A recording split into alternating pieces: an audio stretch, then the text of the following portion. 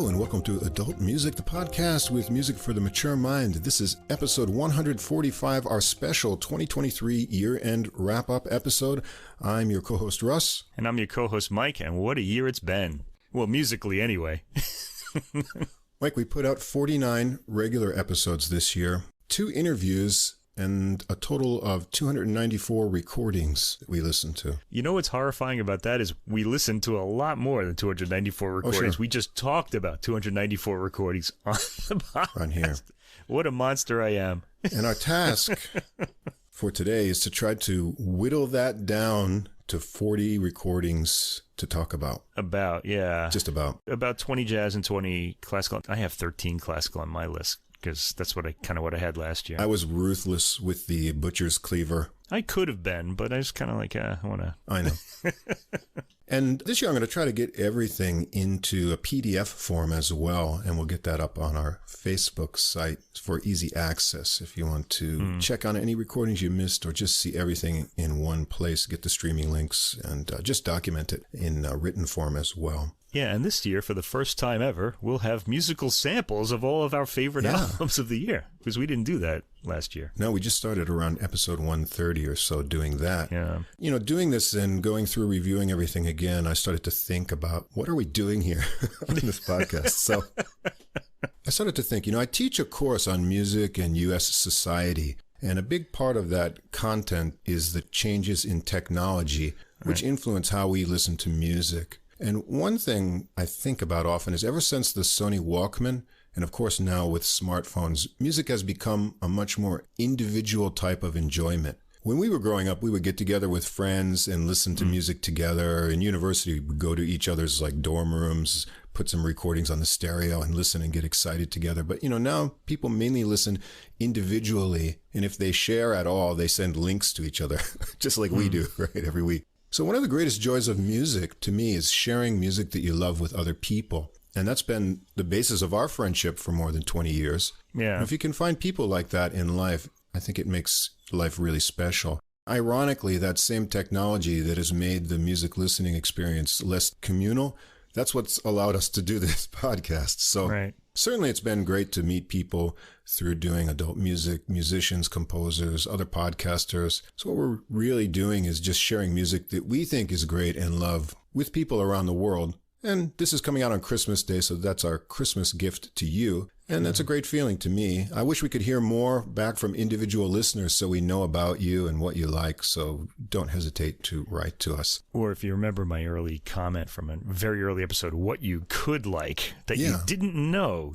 you might like. All right. And we should say, this is our year-end wrap-up best of episode, but this is purely a subjective kind of criteria. That starts from when we decide what we're going to discuss in the episodes. And what I've chosen in my picks, both classical and jazz, for this episode are not necessarily the best recordings or the best performances. They're recordings of music that have impressed me in a certain way with either expression or made me experience music in a different way or gave me new music that I thought has some uniqueness to it. And also recordings that I've gone back to more than others. So in other words, it's a very subjective list. Right. My list is very subjective too. We're not trying to tell you these are the best recordings of the year. These are the recordings we liked the most. Right. And looking at some of the other best of lists, in the famous magazines, there's very little overlap. Yeah, I noticed that. I think that's the reason why you can come to adult music if you want something different. Not only that, there wasn't much overlap between the things me and you chose. Right. Because we gave each other our lists, and there was some overlap because we both liked certain things a lot. Sure. But, it just goes to show you, we really have different ears and kind of respond to music in different ways. Not very different. I mean, we still kind of can get each other to listen to music and get into it, but it's just what took with the other person that's really interesting to me. And that's why when we do this podcast, we like to switch places where I'll pick my top 10 jazz records and Russ picks his top 10 classical records, because I do most of the classical choices and Russ does most of the jazz, and I want to know what kind of took root with him that I kind of put out there. I'll try to explain. Before we get into that, I want to thank Casper Van Meel for sharing our episode and his kind words that he wrote about our podcast on Facebook from our episode last week. And, well, a spoiler, if you're listening, Casper, you're going to be in this episode as well. Oh, I didn't even know that. I kind of suspected, though. Right. Thanks to Andrew Pereira, also, who shared our episode with his great debut. Go back and check out that from last week's episode. And as always, in the episode description, you're going to find links to Spotify and Apple Music for all of the music we'll discuss. At the top of the description, there's a link to the full episode playlist. I'm going to put all these recordings in there. You can listen for weeks and months, maybe. I don't know. Russ likes to sit in front of that computer. I'll be honest, I really don't, but I still do what I can. You'll notice that's why most of our posts on Facebook are about jazz and not classical, because I'll put up one thing occasionally. I'm in front of the computer all day, and when I'm not, I'm doing like chin-ups next to it or something. So. Oh, boy, yeah. Anyway, you can get all the music in one place on Deezer, where you can also listen to the podcast as well. If you don't see the full description or the recording list and links aren't easy to follow on whatever app you listen to us on, come over to our host site on Podbean, podbean.com. Everything's easy to follow there. If you enjoy the podcast, please follow or subscribe. Tell a music-loving friend. And if you take a moment to give us a ranking or write a short review, that helps us get listed in the recommendations for music categories. Also, come follow us on Facebook. We've got a page there. You can get extra info, new releases throughout the week. You'll be able to get a PDF with all of these recordings listed in it, and you can leave a message or comment there. If you'd like to contact us directly with any comments or questions, we'd love to hear from you. Our email address is adultmusicpodcast, all one word, @gmail.com. And we can't go without mentioning our good friends over at The Same Difference, Two Jazz Fans, One Jazz Standard podcast. That's another association we made through doing this. Our friends AJ and Johnny, they look at several versions of the same jazz standard in each episode. That comes out twice a month. They play little snippets from each version, and they discuss the history. And they also talk about what they like and don't like, which is often very interesting. There's a link to their podcast in the description. And if you stick around to the end of the episode, you can check out their little promo. And we were guests on their show a few weeks back, and we hear that's coming out on January 1st. So that'll be a good New Year's surprise for us to listen to. Yeah, I want to add, they're not only informative, but they're very funny, too. So yeah, they're funny. Fun to listen to. So I listen to them all the time. I'm a big fan. And in this episode, as Mike mentioned, we're going to be playing samples for the first time for an end-of-year episode. So here's our fair use disclaimer. Music sample clips are for commentary and educational purposes. We recommend that listeners listen to the complete recordings, all of which are available on streaming services and the links provided. We also suggest that if you enjoy the music, you consider purchasing the CDs or high-quality downloads to support the artists. You're going to start this today. I'm going to start this. Get to the classical, because he's going to go there. I've got to get my samples ready here. This year, I actually know what his 10, but he doesn't know my classical picks. And plus, I don't know his jazz picks, but he knows mine. So we kind of took some of the element of the surprise away. But otherwise, this would be very disorganized. I decided that it would just be better for you to pick the jazz samples just because you listen to jazz all the time and vice versa. So that's what we did. And so we won't know what samples the other is choosing, but, you know. Yeah, they're not terribly fancy. That's all right. All right, here's my first classical pick. This goes back to episode 103, which was called Beats of Different Drummers. That's going to be Symphonies number 1 and 5 from Niklas Sivelov, Swedish pianist, composer. He's been a composer for piano, and now he's been newly composing symphonies. And this was on the Naxos label, Malmö Opera Orchestra, Joachim Gustafsson conducting. And this was pretty exciting to get some Nordic new symphonic works. They are indeed Nordic in character. You can sense the Sibelius influence, which he talked to us about. We interviewed Niklas. That was really fascinating. But you aren't left with a lot of kind of melodic themes or recurring ideas. But these are really interesting for the use of orchestral colors. There's big brass. The scenes are like changing and they're episodic and lots of exciting rhythmic passages. And when we talked with Niklas, I really tried to find out how does he get those colors from the keyboard, painted onto the orchestra. But he couldn't really relate that genius to me. So I'm still left wondering. It's just how he hears it. That's what he writes. Yeah. But I really enjoyed it. There's going to be some more recordings coming out, and I'm looking forward to that. So what do you have for a sample for Sivelov's Symphonies? Well, I got Symphony number 1, just the beginning. This is the first track. When you put the album on, this is what you're going to hear. I just want to mention, this album came out in October 2022, but got into our podcast in February. And this is an album, it's big, it's spacious. I liked it a lot. And after we talked to Sivelov, I liked it more because the composer can give you some little insights that you're not going to get on your own. Although the other thing happens too, where you hear something and interpret it your own way, and they're always interested to hear about that as well. Anyway, let's give a listen to this. Here we go.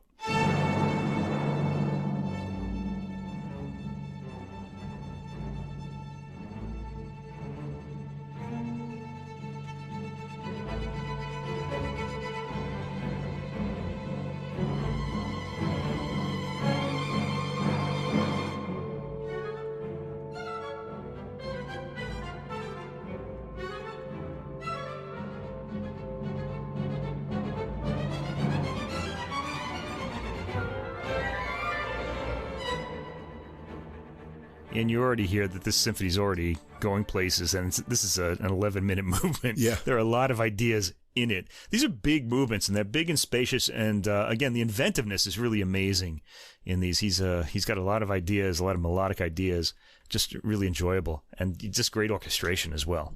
Yeah, so meeting Nicholas's music and his very gracious personality this year, that was a real high point, and looking forward to his new music in the future. Yeah, me too. Okay, pick number 2. This comes from episode 106, Crazy Keyboards, spelled with a K. And this is from keyboardist Anthony Romaniuk, Perpetuum on the Alpha label. This was a really fascinating recording to me. There's all kinds of different music on here. There's Ravel, Beethoven, Satie, and he uses a whole range of different instruments and really makes you experience this music in a different way. To really appreciate this album, you're going to need the notes so that you know what he's doing and what he's using. I thought this album really captured the essence of adult music, getting deep inside the music and experiencing at little junctures and interesting contrasts in the music. I found it engaging. It's a bit daring. Sometimes it really defies your expectation of what he'll use a certain instrument for. Yeah. And the end result is it made me re-examine music from very old to modern because I heard it in a new way. And that's why I picked it for this list. We should also mention that the title Perpetuum is there because all of these works that he's chosen have a sort of perpetual motion sort of quality to them. He starts this off with John Adams' China Gates. He goes into other things like the Ravel Prelude from Tombeau de Couperin and the third movement of Beethoven's Tempest Symphony. These kind of works that are notey and constantly moving. And so we get that through too. And then the use of all the different keyboards was really interesting to me too. It really kept the ear alert. So we'll hear just the opening track, John Adams' China Gates.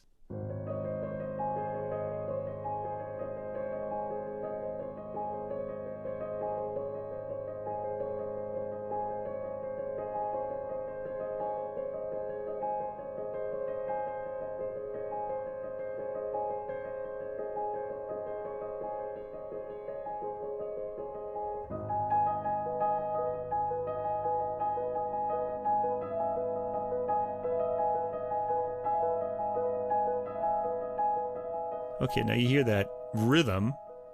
That's pretty much the rhythm you're going to hear throughout, but he does make it interesting timbrally by changing the instruments and things like that. It's a pretty interesting recording. I actually didn't have this on my list, so I'm glad you picked this one. So there you go.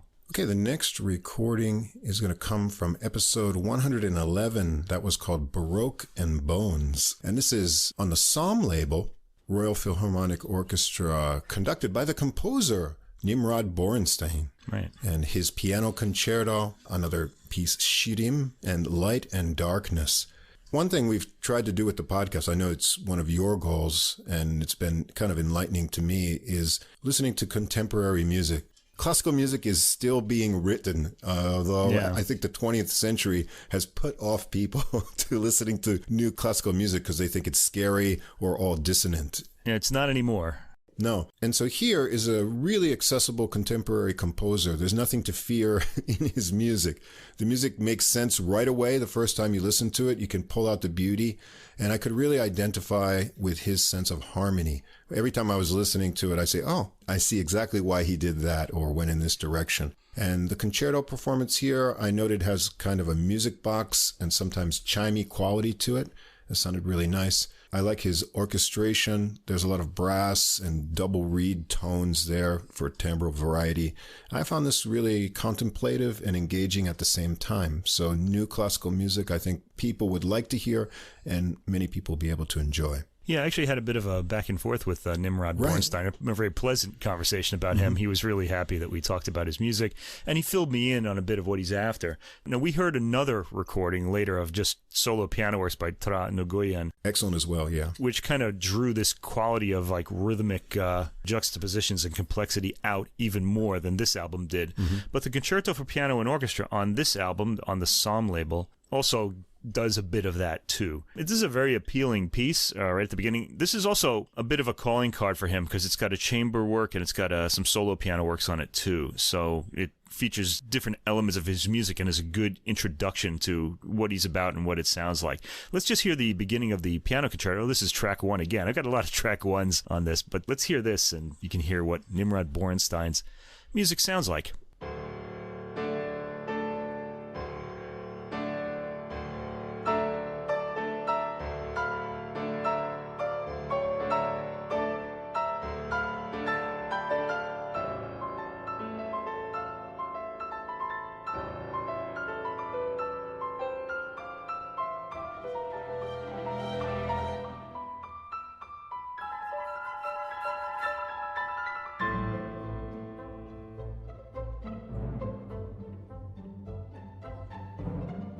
Okay, so you can already hear the rhythm slipping out of its moorings there and sort of going into different areas. I should mention that the pianist you heard on this recording is Clelia Iruzun. Right. Give her credit there, too.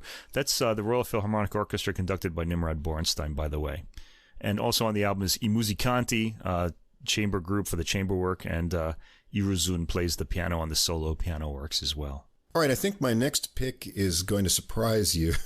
Yeah, it did, actually. I was kind of, whoa, what's going on here? This comes from episode 116, Smoking Pipes. And those are organ pipes we're talking about there, listeners. This is Tours Canticum Canticorum Caritatis by the Collegium Musical Chamber Choir, Endrik Uxverav. And this is on the Alpha label. Very interesting to me. The music is meditative. The harmonies become really dense, but the flow of the music to this lyrical content is very relaxed. And the reason why I chose this one is over the years, you've given me some of Chur's music to listen to, and I always found it extremely dense. Yeah, it's kind of like eating, like a fudge sundae with peanuts and chocolate syrup on top, and a little bit goes a long way. But let's not make the mistake of thinking that it's sugary. It's really not. It can be really challenging. Yeah. Anyway, since I had this kind of desire to understand his harmonic language and little musical world, I found this vocal recording easier to grasp than his instrumental works. It pulled me in, and I could get a little deeper sense of his musical language. And that's interesting for me because I'm much more of an instrumental classical listener than vocal. But this one had some qualities that really made me pay attention. That's why I chose it. Erkki Sven Tür, I've been listening to his music since I was in my 20s. He was introduced to me by a composer friend. His music was introduced to me. I've just been listening to it ever since. He's very inspired by rock music, although you're not going to really get too much of that on this album. And it was exciting at the time, and still is. I mean, he's gotten older and a little more sophisticated in his writing. Right. But this is a really departure for me as far as his music goes, because I'm used to his orchestral music, which got recorded a lot. Let's sample the title work, Canticum Canticorum Caritatis. This is track 8 on the album.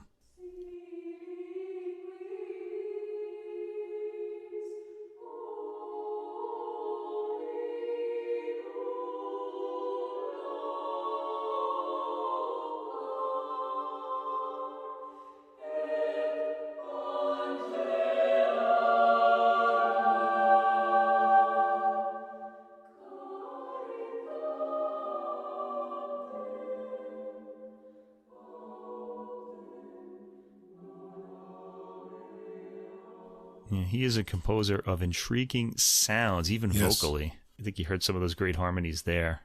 All right, next, from episode 121, a transmusical experience. Got the Royal Liverpool Philharmonic Orchestra, conducted by Domingo Hindoyan, playing Roberto Sierra's Symphony No. 6, Sinfonietta for string orchestra, 2 pieces for orchestra. And there's some other shorter pieces on there as well. This is on the Onyx label. Again, contemporary classical music that's really easy to listen to and very exciting. It's rhythmic, instantly appealing. I really like his orchestration. He uses the full palette of the orchestra, really good low brass parts, lots of percussion.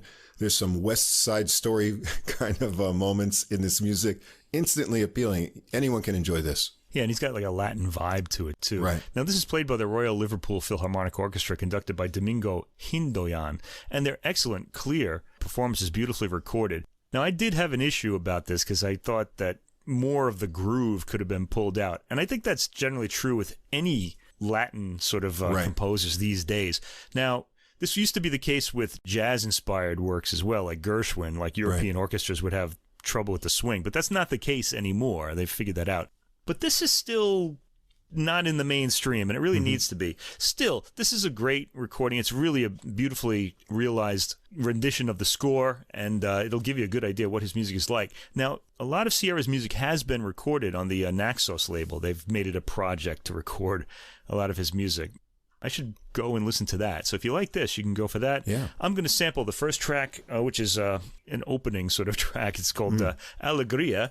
And I think that title describes the sound of the track, too. Let's listen.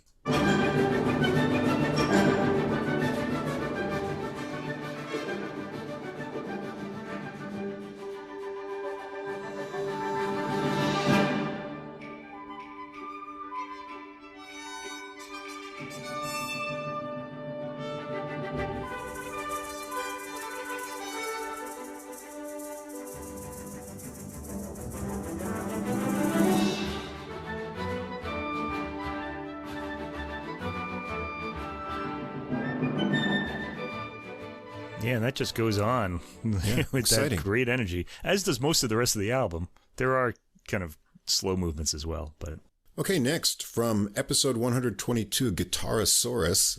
It was one of our guitar-focused episodes.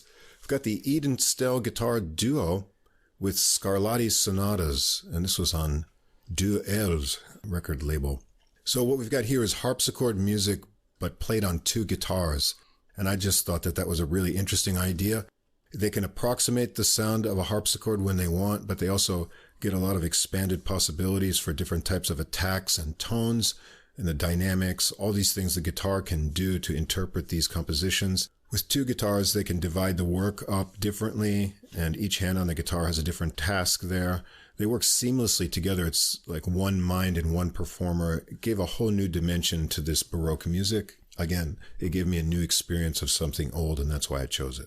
The performances here were really amazing. You have two guitars, but they're hard to pull apart. I mean, you can hear them in headphones, who's playing what, right. But nevertheless, there's some amazing passages where you'll have this bass end to, high-end run, a scale run, and there's a seamless transition between the two guitars. Like one guitar won't do it, the other one will take over. From that. I guess it's the way it's written. Anyway, I was looking at this, and there are, 10 tracks on this album. And I was like, I wonder which one I'll use. So I decided I'd go through them all. And I turned on track number 1, and I was like, oh, okay, we'll use that one. Because it was just fantastic. But all 10 of these tracks are fantastic. Let's just hear the opening of this. You'll get into this right away. Here we go.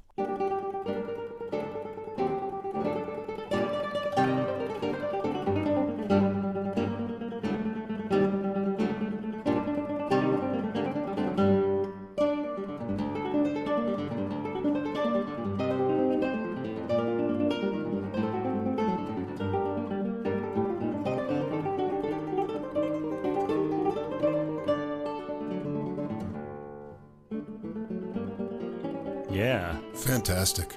No, this is piano or keyboard music that's imitating the guitar. And here we're hearing it on the guitar. So you kind of hear what those effects are supposed to be. The repeated notes on the piano are supposed to be like a strumming or a picked guitar, so it's pretty interesting to me too. Exciting stuff. Yeah. Next, from episode 123, Pumped Up Pianos. Another contemporary composer, Arat Ichmuratov. His piano concerto and viola concerto. This is viola concerto number 1. I actually sampled the piano concerto, but maybe I should have done the viola. And this is on the Chandos label. Jean-Philippe Silvestre on piano, I believe. Yeah, Silvestre's on the piano. Elvira Mizbakova is on the viola, on the viola concerto. And the London Symphony Orchestra. Conducted by the composer. Really enjoyable stuff here. Contemporary works, but in a familiar romantic style. Ichmuratov's a Russian-born composer now in Canada, but the Russian character runs through this. It's in his blood. I love Russian music. Some of my favorite classical composers, Tchaikovsky, Rachmaninoff, Medtner. Melodic, passionate. The colors of the orchestra and dynamic contrasts are enjoyable. They balance out the soloists. I love the orchestrations here. Big brass swells, good use of percussion, great melodies. Can't go wrong with this one. What do you think? Should I go for the viola play the piano sample? One. Play the piano. The piano one? Yeah. Okay. Oh, yeah, I liked this too. Now, actually, this has the expansiveness of, we talked about Sivelov, Nicholas Sivelov at the beginning. This has the same kind of expansiveness, except that it's not Nordic. It's actually more romantic, and it kind of, the orchestration reminded me of Rachmaninoff a little bit, but he's got those Russian themes in there that kind of make the romantic more folk-like and more sort of 20th century as well, because in the 20th century, composers started exploring folk music or music from the land, and you hear a bit of that in this too. You're not going to hear that in this sample. These works are both very long. They have, well, they're not Mahler long, but these are long movements. They're all like 15 minutes, 10 minutes long. And they're also, like the Sivelov, full of event and ideas, and they just keep coming. Let's give a listen to this. This is the first movement of the piano concerto, very beginning.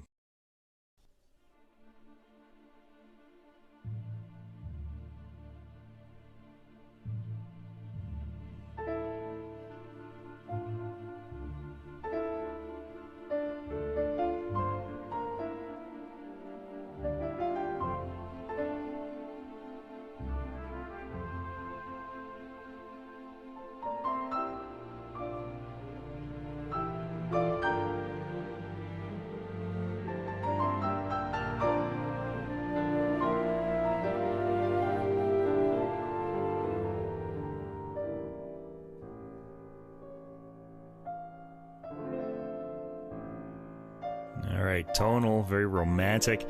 And if you're like me and you're lucky enough to have this on a CD, it is in fact a super audio CD, so you get that big orchestral sound bath when you listen to it. There's a lot of great colors in this work as well. If you like Rachmaninoff, Medtner, you're going to enjoy this music, and it's new and fresh. It's funny you should mention Medtner because he's coming up. Oh, wow. Okay.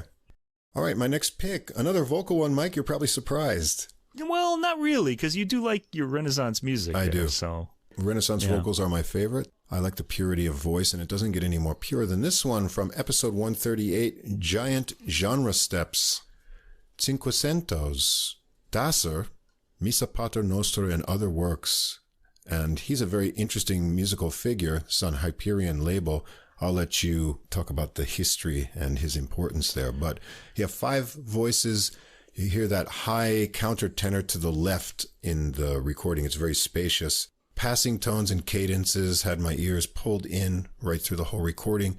Wonderful phrasing and balance. It is a bit of one character of sound, so you may want to, sort of listen to this recording in shorter segments, but I was really drawn into these beautiful vocals on this recording. Yeah, this was a big year for Ludwig Daser's music, who was pretty much forgotten, and he's rediscovered really just this year. Pretty much because he was born between 2 other composers who were more sort of became more of an inspiration after him. So he was just unfortunate to have been born when he was. Sort of like if you think about Johann Nepomuk Hummel, one of the great composers of his day, who was just totally overshadowed by Beethoven. So you don't hear his music, but it's really good. Anyway, Daser's music, there was an album called Missa for Sulmont and Missa Praetorium Syrium by the Huelgas Ensemble that drew a lot of attention earlier in the year, and it won a Gramophone Award for the Early Music Award. Hyperion put this out later. They had recorded it later, and it has more variety than that album that does. That one has just 2 masses. This goes into some of his music for Catholic masses, and then he wrote music for Protestant congregations as well later on. And this is a sort of a collection of the 2. And they're going to do another album next year that's going to continue this. I guess we'll talk about that one too, because we like this one so much. Let's sample the Missa Pater Noster, since that's the title track. This is from the sung Kyrie. Now what happens is we get the Kyrie chants. Kyrie is Lord have mercy. That's that part. And we're just going to hear the word Christe repeated in this. Christe is Christ. And, appropriate for Christmas, I guess. Sure. But this is the Christe part in full harmony. Let's hear this. Track 4.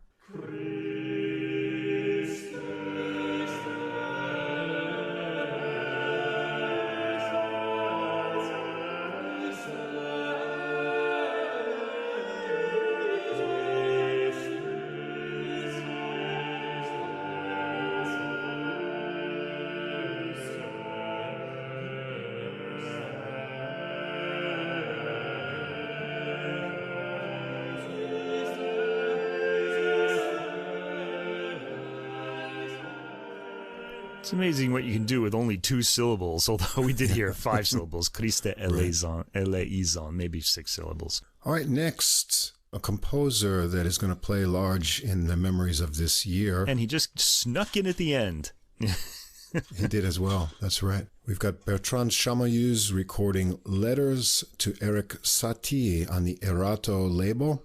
And I've known this music most of my life. Most people do. It's got a unique sparseness to it, but as we found out, there's a lot that can be pulled out in multiple genres from it. His music always has enough space to help you get inside and enjoy all that's going on in there. Here, the programming makes you experience the familiar pieces quite differently than before, and they're presented here in conjunction with John Cage's works. So you never know with Cage if he's going to give you something really beautiful or something that will puzzle you a little bit. And it makes this program really interesting. And in some of his compositions, he's, sounding quite like Satie, and other ones he's got prepared piano. And that breaks up the Satie program, which is presented in a unique sequence as well. This made me rediscover the music, and it set me up for one of the recordings we'll talk about in jazz as well. Now, the performances on all of these tracks is really fantastic, but it's really the program that makes this album really special, and one of the great piano recordings of the year. There's another one that I'll be talking about. So this is one of the 2 really great piano recordings that I heard this year. You need to listen to it from beginning to end to really get the sense of that. But this is going to be, I think, a new benchmark in Satie performances. Chamayou does kind of give a bit of a different interpretation of a lot of these familiar works, especially the Gnossienne, which, again, don't have any bar lines in them, so you can really interpret those rhythms any way you want. And he does change it. Well, he doesn't change anything, but he just plays it a little differently than what we're familiar with. And for me, the Pascal Roger recording is the one that I'm most familiar with. So let's listen to one of my favorite works, the 3rd Gymnopédie. The first one is the famous one, but I love the 3rd one so much. So let's just hear the opening of this one.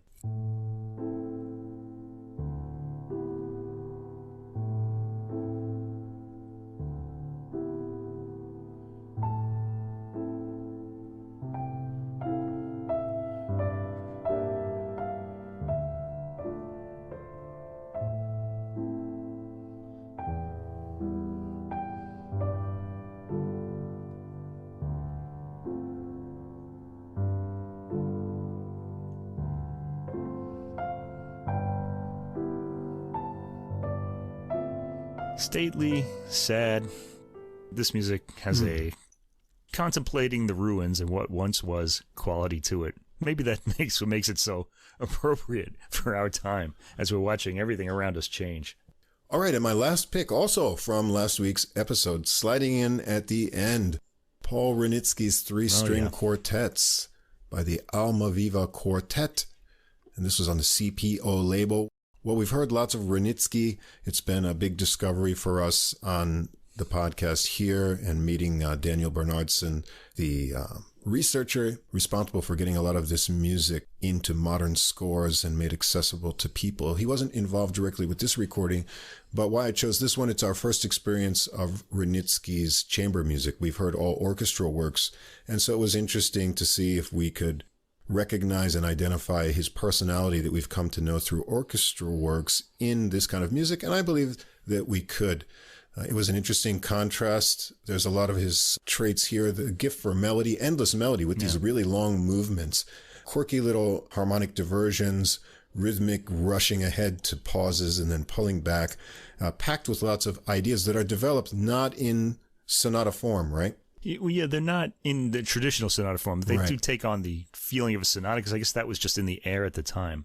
But you can't just identify this is this, you know? So it keeps you on your toes, wondering where things are going. And yeah, so hopefully more of these will get recorded. There's a lot of them. They're 54. Yeah, a lot of them that are there. So this was a nice surprise to get at the end of the year. Yeah. Yeah, you know, Wranitzky has made our year-end list, I think, all 3 years that we've been doing this podcast. So I think the shadow of the Wranitzky scholar, Daniel Bernardson, looms Yes, large on this it's podcast. Big. Yeah, he talked some sense into us Yes. when we interviewed him, and now we're fans. All right, so we're going to hear my favorite of the 3-string quartets on this was, of course, the most complicated one, which is the last one he wrote, the string quartet in D minor, opus 49. I believe it's the last one he wrote. I'm pretty sure I read that. This is going to be the first movement, Allegro assai, and we're not going to hear enough of it to be able to, you know, sense the form or how the different themes interact with each other. But you can just get a feeling for what this is. This is the Almaviva Quartet, and they play on period instruments, so you'll hear there's no vibrato in the playing. They're going for that period, what we believe to be the period sound. So let's listen to this.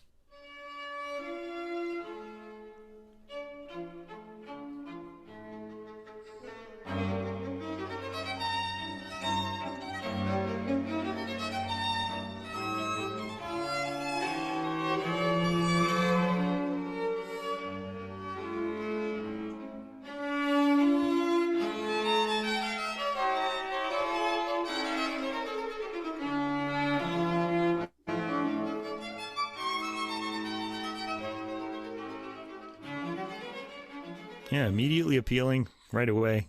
You're in that sort of Mozartian classical world, Right. with him, Great with Haydn, stuff. and with really the composers from that era. All right. Those are my 10 picks. So over to you, Mike. I don't know what your picks are yet. So You surprise don't? me. Okay. All right, so I'm going to do this. I actually do have a top 4 in classical music, but Okay. I'm going to do these in the order they were released. Okay, and I'll mention which ones are in my top 4. My first pick here comes from episode 102, Master Keys, which I think is our best episode title of the year. I really like that That was one. a good one, yeah. Yeah, that was on February 13th. And this is a recording of music by Clara and Robert Schumann. Their piano concertos. Beatrice Rana is the pianist. She's an Italian pianist. And she's accompanied by the Chamber Orchestra of Europe, conducted by Yannick Nézet-Séguin. And this is on the Warner Classics label. Now, the reason I liked this one so much is because of the feeling that the two of them are writing these kind of musical love letters to each other. And you got that sense from the album, the way the album is programmed. So it was, Right. we actually did this, it was February 13th, so it was close to Valentine's Day. Right. And it was really the program that appealed to me. And of course, Rana has this great way with the music too. So she makes it sound fresh and new. And I just really enjoyed this album.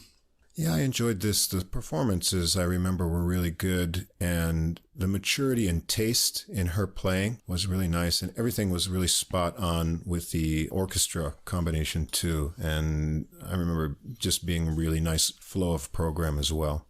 Okay, let's hear the third movement, one of my favorite movements of music, from the Robert Schumann Piano Concerto in A minor, Opus 54. This is, we've probably heard this a million times, but I just really love it. So here goes.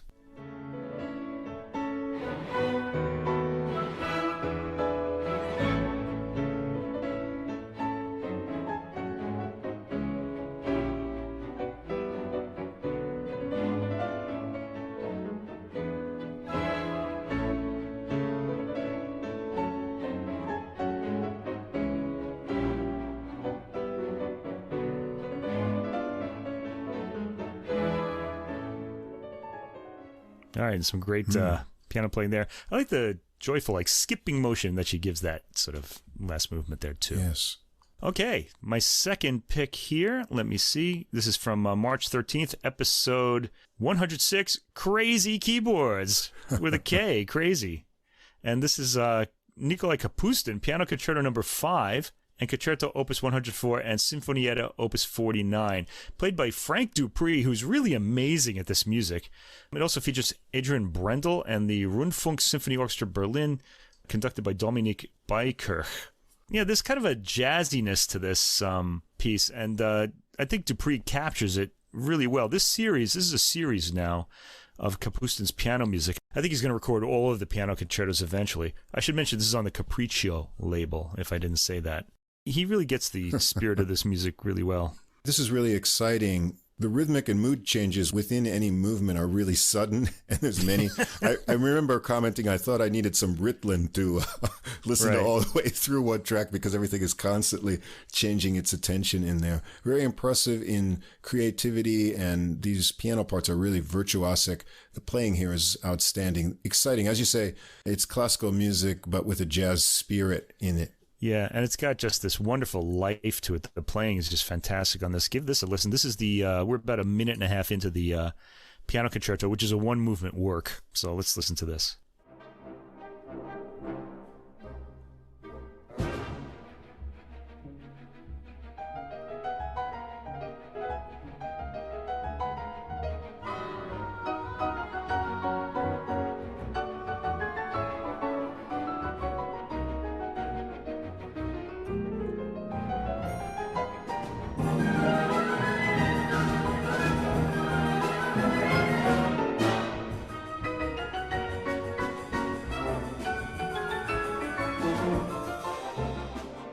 I started that a bit early because I wanted to get that transition in. So you already have this really lively theme. And this is only the first minute of this 20-minute work. Yeah.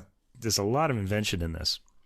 So next, I'm going to go for my number 2 classical music album of the year. And this is from episode 109, Spirit and Swing, which came out on April 3rd.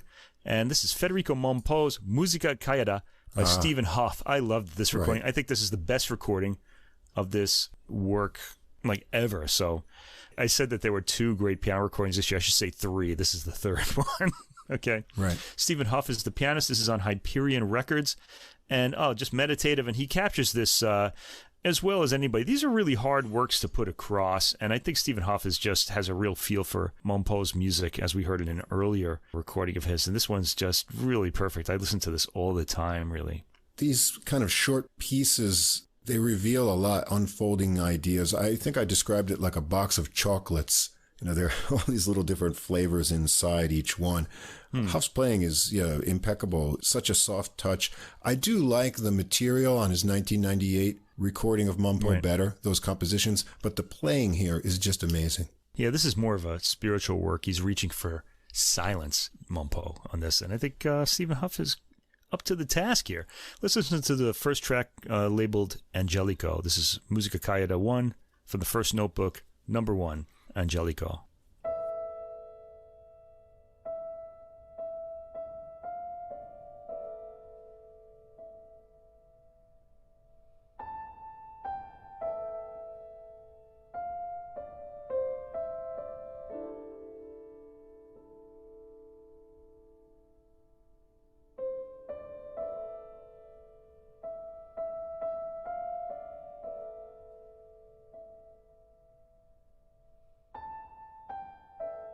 And that sparseness is what you're going to hear throughout the album. It's a really beautiful, really almost crystalline work. Highly recommended. Okay, my next choice, this is my number 3 classical album of the year. All right, this is from the Haydn 2032 project. It's volume 13, Horn Signal. This is Il Giardino Armonico, conducted by Giovanni Antonini on the Alpha label. This series has been mostly hits, 1 or 2 misses, and this is a big hit. I really liked this. Yeah. It has fantastic brass, period brass, I should say, in it, vividly recorded. And Antonini and the Il Giardino Armonico are not the best behaved of classical musicians. They will pull out rhythms that just make you sit up in your seat with some of the things they do. And this symphony actually invites that. And there's going to be more of them actually on this podcast a little later.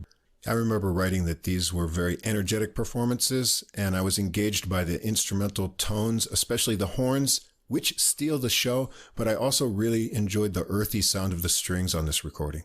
All right, let's hear a bit of the first movement of Symphony Number 31 in D major, the one that's nicknamed the Horn Signal.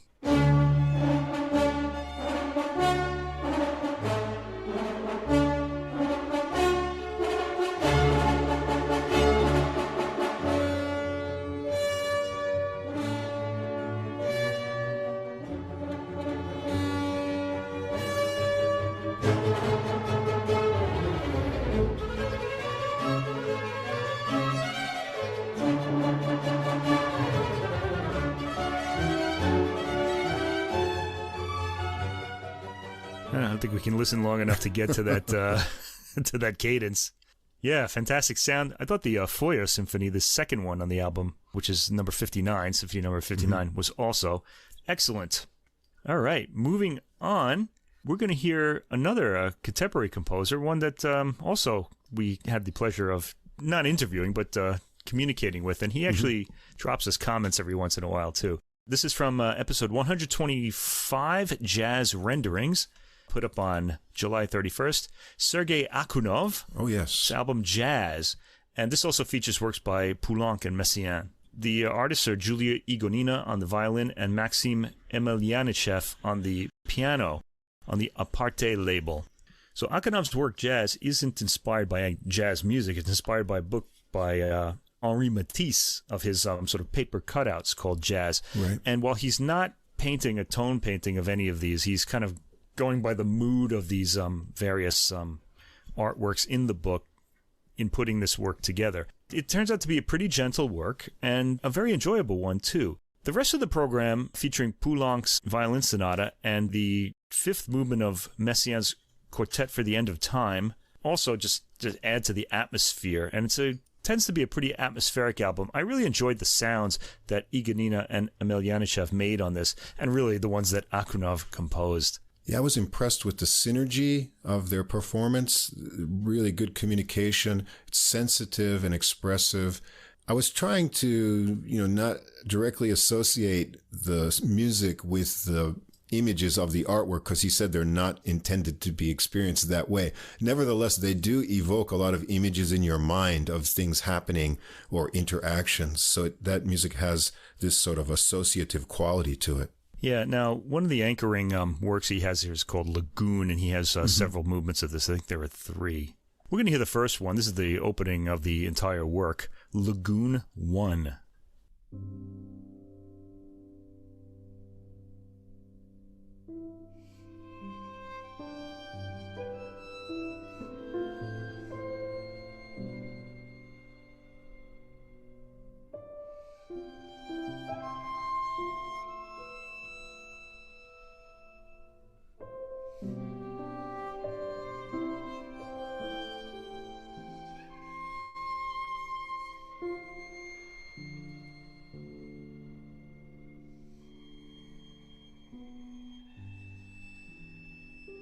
All right, very quiet. Yeah. Anyway, I hope listeners will listen to this work in its entirety, the entire 15 movements of this work. It's mostly of that sort of calm quality. Some of them are a little more lively. So, Next, episode 129, Metal Melodies. And I told you Nikolai Medtner would be coming back, and here he is, Medtner in England. Oh, okay. This features the violin sonata number 3, a work that I really love. And the artists here are Natalia Lomeyko on the violin, Alexander Karpeyev on the piano. And we also have some Medtner songs, which I'm really not that familiar with, sung by the baritone Theodore Platt. And this is on the Somme label. The third violin sonata is an enormous work. It's about 45 minutes long. And just really big boned with a lot of great, even Russian sounding themes. There are like bell sounds in it. And it just really grabbed me the first time I heard it. And this is one of the best recordings of it I've heard. There's another really good one, I think, featuring Chloe Hanslip on the Hyperion label. But this one, I think, is the one I'm going to go to from now on. Great violin tone here. I enjoyed the interpretation on this recording. The piano sonata has a lighter kind of first movement, pleasant melodies, and I like the spaciousness. The songs on here I found mostly brooding and kind of leaning to darker harmonies, but I liked Noon especially on there. I think it's track 12. I found it quite unique. All right, so let's hear a sample of Violin Sonata number 3, the second movement, the Scherzo. This is the opening of that movement.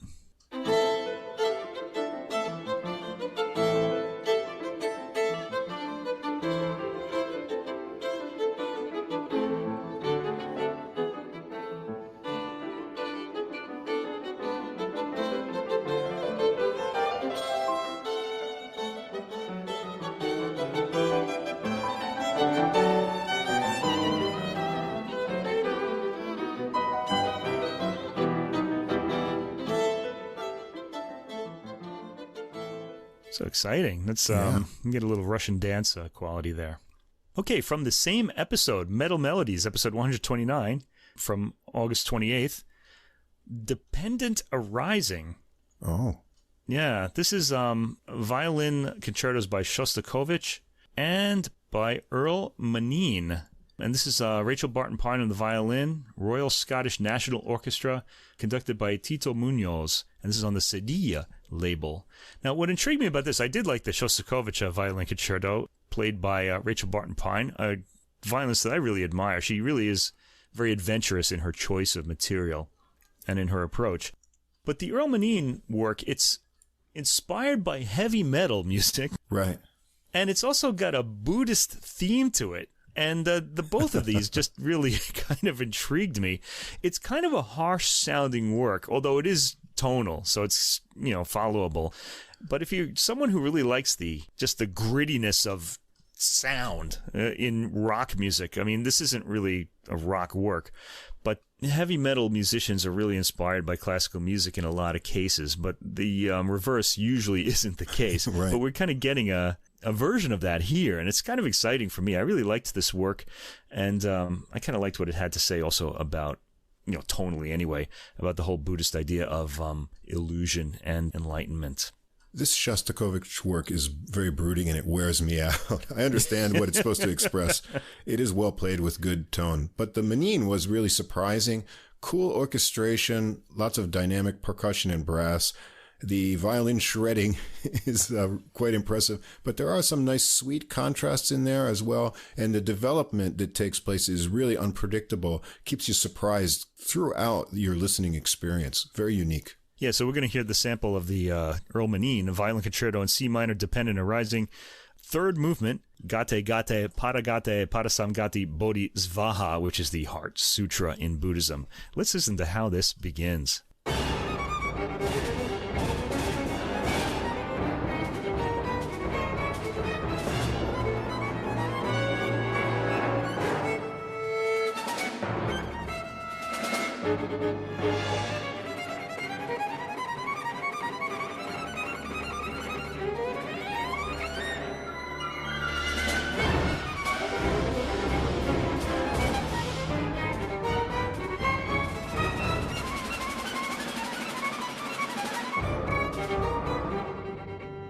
Yeah, when we think of Buddhist works, we usually think of calmness, don't we? But Yeah. not in this one. That's another one that's not for date night.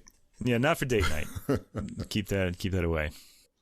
All right, my next one is from episode 131, Maximum Music, which went up on September 11th. Mozart Piano Concertos 9 and 24, played by Lars Vogt, who we lost last year, accompanied by the Orchestre de Chambre de Paris. And this is on the Ondine label. Vogt, he died in 2022, and this is apparently his last recording. He recorded this when he was sick, and in this recording, he puts across the joy of just piano playing and really of Mozart's music itself. I just thought this was such a beautiful recording, and had to include it here, as it may be the last time we'll ever hear Lars Vogt on a new recording. I think this might be the last one. This was on my first list when I got down to 30. Because of the quality of the performance, which is graceful and smooth. The piano tone has this wonderful glimmer here, very well balanced between the piano and orchestra too, great dynamics, and the phrasing and flow. As you say, this is a great Mozart performance. Yeah, really beautiful playing by Vogt himself. You really feel like he sort of got out of his suffering for a while to just put this really beautiful statement across. Now, we're going to hear the third movement of Piano Concerto number 9 in E-flat major, K271, nicknamed the Jeune Homme Concerto. This is the Rondeau theme.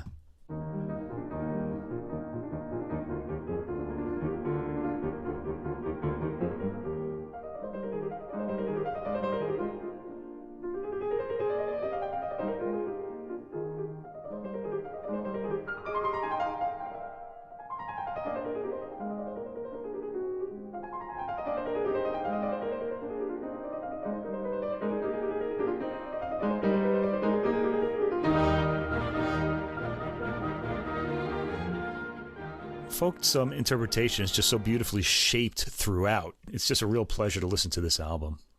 Next, on the same episode, number 131, Maximum Music, we have Carl Nielsen, The Concertos. And the three soloists are Bomsori on the violin, Ulla Milman on the flute, and Johnny Tessier on the clarinet. This is performed by the Danish National Symphony Orchestra, conducted by Fabio Luisi on the Deutsche Grammophon label. Earlier in the year, we had the symphonies, and I thought that was a new benchmark maybe for these works conducted by Fabio Luisi. And now he's gone on and recorded the three concertos on one album. And they're three really great performances, really full of character. And he pulls out a lot of just fascinating orchestral details. The soloists are all great. Bomsori in the violin concerto really makes this work special. That's a more straightforward work. The flute and clarinet concertos are a little more, shall we say, modernist. They're a little more naughty, and you need to really be listening carefully to these. But all three performances are just fantastic in this, and I just like the whole shaping of the works. This is not on a CD yet, and I'm really waiting for Deutsche Grammophon to release these because they're really spectacular and belong right up there with those symphonies.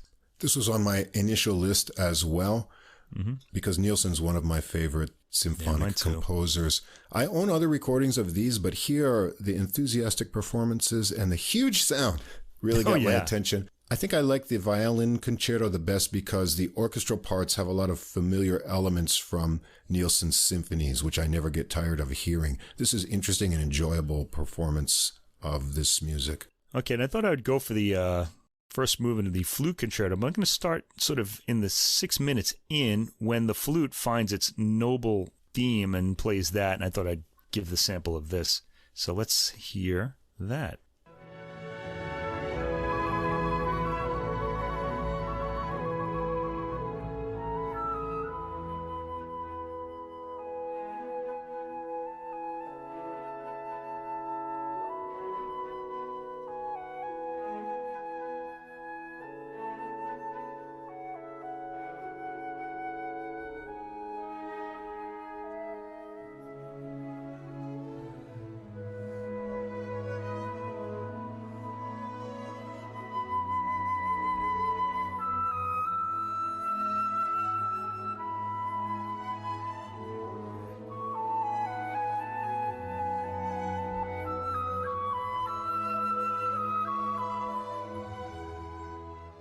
Now, I should warn listeners, it doesn't stay like that.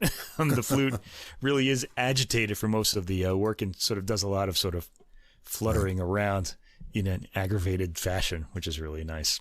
Okay, next, one from episode 134, Mediterranean Moves. This is from October 2nd. Topos, 20th century Greek orchestral music. Oh. I really took to this. This features Noé Inouye on the violin, performed by the Thessaloniki State Symphony Orchestra, conducted by Zoe Tsoukanou on the Naxos label. These modal works, they're just beautifully orchestrated. There's a lot of French impressionist sort of orchestration in them, but they have those wonderful Greek modes. And there's also, they rely heavily on wind instruments a lot. I think they like referencing the aulos from ancient Greek music. But I just really enjoyed the entire sound of these and just go to them quite often. I remember writing here that they're all ear candy, folk melodies, dancey rhythms, and those Greek modes. I especially enjoyed the woodwind parts. The dances with only strings weren't as enjoyable because then you missed the woodwinds, but it was still very nice with the strings too. Yeah, so I chose the first track for this. This is by Solon Michailidis, Dawn at the Parthenon. And I'm going to play the end of this track. It starts very quietly, and the sun slowly comes up, and by the end, the sun is blazing away. So let's hear that part.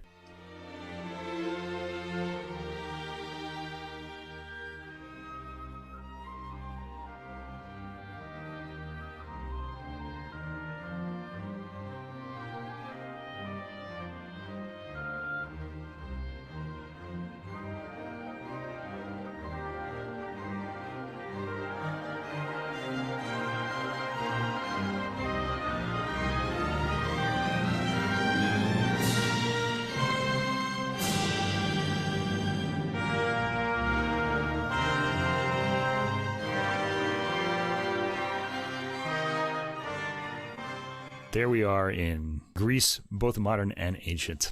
Nice. Next, my album of the year from episode 134, Mediterranean Moves, October 2nd, Monteverdi, Vespro della Beata Vergine. This is performed by Pygmalion, conducted by Raphael Pichon on the Harmonia Mundi label. This was just such a spectacular recording, another benchmark. We've had a few of these this year. Right. And I think this is a new benchmark for this work. I think taking over for the old Gardner recording, which is still great. The singing on this album is just absolutely spectacular, as is the recording and the just the grandness of the music. Really spectacular. You know, as though the singing and the choral singing wasn't enough, we have some of the best interpreters of Baroque vocal music out there today, Emilio Gonzalez Toro and Zachary Wilder. This was overwhelming in the music and sound here. So good. Solo voices, choir, all kinds of combinations of instruments. I really liked the fireworks of cornetti that sort of bloom out of this. It's a great sonic experience. Definitely play this on a great sound system or your best headphones. Yeah, now I probably should have given you a sample of that, but there's just so much on this album that's different and spectacular, and I just loved it so much. Let's listen to track 7, Duo Seraphim, and this is Emilio Gonzalez Toro and Zachary Wilder duetting.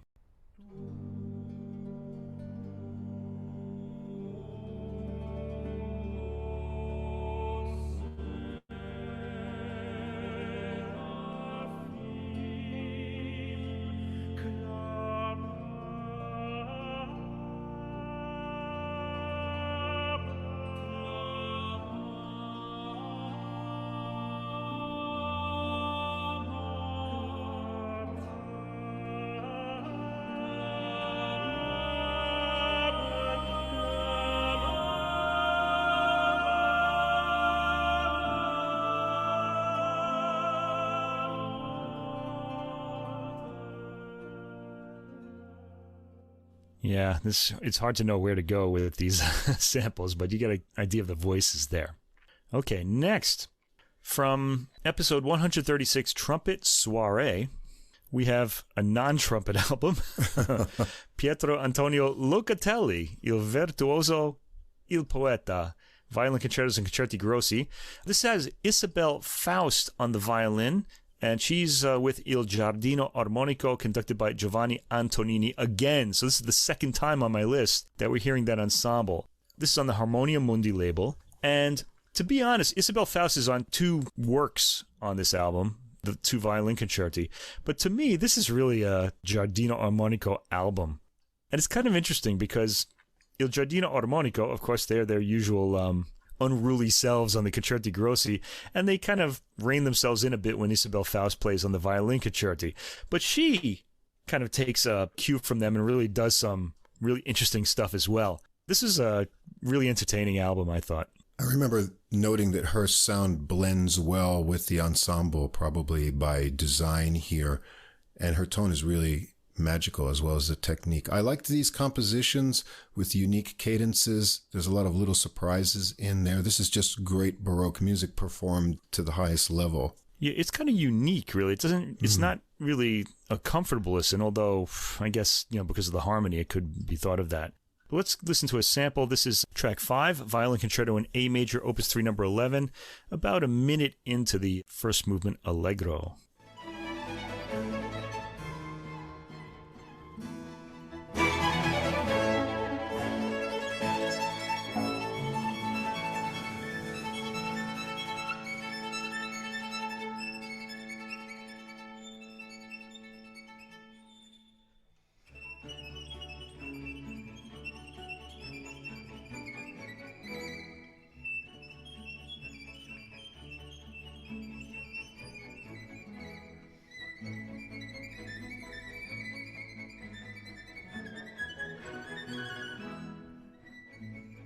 It kind of sounds like someone whistling. Yes, it's pretty so amazing. Yeah, so that's Isabel Faust. It's a really surprising and really entertaining album. Okay, and finally, my number 4 album of the year, really, is the last one I'm going to talk about, and another benchmark piano album, I think. This is Bach Goldberg Variations, played by Vikingur Olafsson on the Deutsche Grammophon label. This is from episode 139, Piano Everywhere, from November 6th. Now, I had mentioned on the podcast that Vikingur has like sort of staccato style of playing, and it kind of reminded me of sort of those digital curves where you see the points on the curve and then there's no actual line connecting them all, but you imagine the line. And I kind of felt like that you, as the listener, are sort of imagining the musical lines as he's playing these sort of like sort of musical points on this album. I thought that, like the two famous Glenn Gould recordings, that this one is unique and no one's ever going to do anything sort of like this again. It's a fantastic performance, full of integrity and his own unique approach.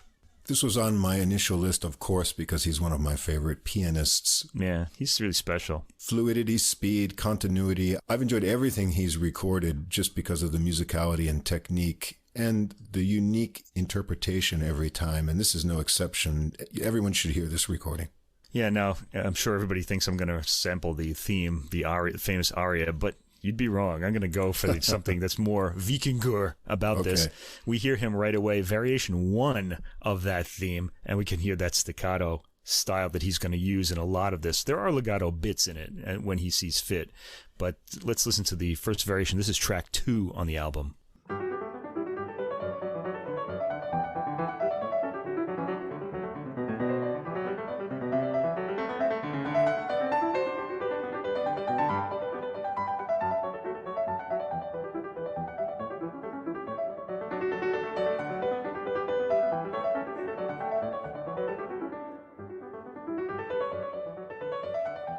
He reaches some incredible speeds on some of the tracks on this too. And this isn't even the fastest that he plays on the album, which is amazing. Amazing stuff. And there we go. Those are the classical picks of the year from your adult music podcasters. And on to jazz. Yes, over to the jazz side. And again, here, Mike has made his jazz picks, and then I've rounded out with my own that don't overlap with his. So he doesn't know my picks. I know his, but he doesn't know what samples I'm going to play from these recordings. Ooh, I feel like I'm on a game show. What's the prize? Just great music, that's all. I guess the listeners, unless they looked at the playlist first, feel the same way. All right, so let's start with jazz picks. Now, I do have a number 1 jazz pick, and I suspect that it's the same one as Russ. It's a special album for us. I don't know. He might have liked something better. But I'm going to go in the order that these were released. And my first jazz pick is from episode 102, Master Keys, from February 13th, Kenny Barron, The Source, on Artwork Records. This is Kenny Barron's solo, and I was just amazed by his many different styles that he's able to kind of not only playing, but playing in the same work. I just was riveted by his whole musical vocabulary on this, just hearing him solo. We've heard him on a lot of recordings, sort of, playing in different styles, depending on where he is. But solo, it's really amazing. He's on his own. He can do what he wants, and he does quite a lot. This is a great piano solo jazz record, I'd say. That's right. We always say he's one of the classiest pianists. And he's a really great accompanist. When he's behind someone, he makes them sound the best they can be. I believe he's 79 years old when this was recorded, and it's his first solo album since his 1981 recording, Kenny Barron at the Piano. So, this is a really special recording. It's on Artwork Records. It came out January 20th, so right at the beginning of the year. On this recording, there's a variety of material. His originals, also some Ellington, Thelonious Monk. The one I've picked is one of his original compositions. It's the 6th track. It's called Dolores Street, and I think it just shows off his classiness. So let's take a listen to this.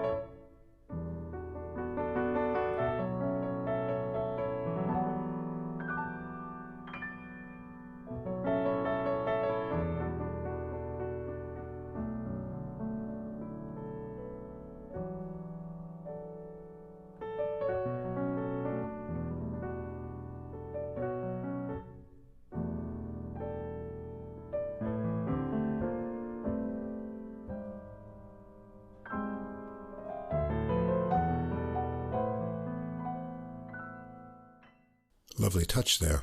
Yeah, beautiful playing. Okay, my next pick, this is my number 2, or pick number 2, let's say, is episode 103, Beats of Different Drummers, from February 20th. Drummer Gaz Hughes' album, Beboptical Illusion. This is on Bebop Records. Now, you would think that the title would be enough to get this to listen to, but it turns out that the music on this record is great too. It swings really hard. It's kind of some old school jazz, and the enthusiasm and the rhythmic energy of this really had me throughout. I really enjoyed this right from the beginning. This was on my list as soon as we heard it. I said, this is going to be on the year-end list, way back in February. So, yeah, Gaz Hughes is an up-and-coming drummer in the UK. In 2019, he got 5th place in the British Jazz Awards. In 2020, he had his debut album, Plays Art Blakey is the title. And then after that, he had Beboperation. And now we've got Beboptical Illusion. And the next one is coming out in February, okay? Yeah. And we've already got a copy of that. We're going to feature it for him because we've kept in touch with Gaz. He's a really enthusiastic guy. So on this recording, you've got Gaz Hughes on drums and all compositions. So drummer-composer Andrzej Baranek on piano, a fabulous pianist, and Ed Harrison on double bass. And we're just going to go ahead and sample the title track, Beboptical Illusion. So strap in and get ready to swing.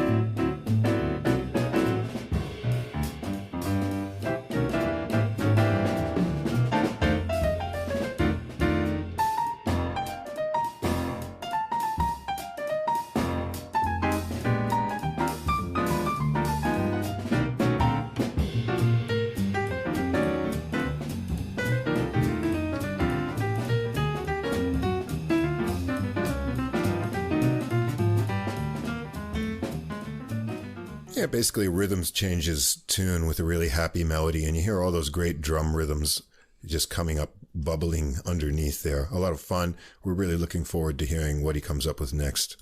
I think that track sounds like what doing this podcast felt like this year. It was really fun listening to all this music and talking about it. All right, third pick, Nick Green, Green on the Scene on the Cellar Live label. This is from episode 113, American Rhythm and Moods. Right. From May 1st. And this had like a 1960s sort of feel to it that just always pulls me in. Again, also very energetic playing on this album. And I just, again, took to this right away as well. Right, a debut recording here. Nick Green on alto sax with some other big names around New York here. Joe Magnarelli on trumpet, Jeb Patton on piano, Mike Karn on bass, Kenny Washington on drums. So we've got a young saxophonist here, and he's going to pay tribute to some of the greats of saxophone. We've got Charlie Parker's Red Cross on here, a couple original tunes from himself, also a tribute to the great Charles McPherson, and one standard. The song is You, Jerome Kern, but I chose one of his originals, track 7, Ukraine.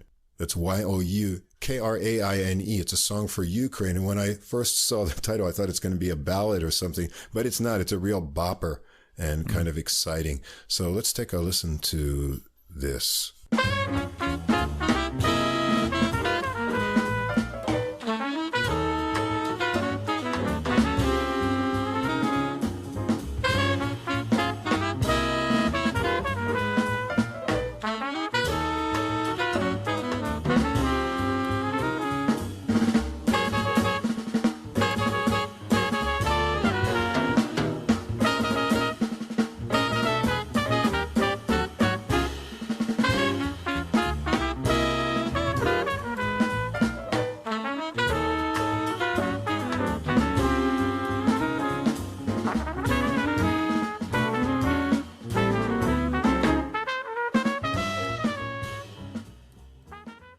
Well, there's a break there for Magnarelli's solo, but let's hear some of Green's saxophone.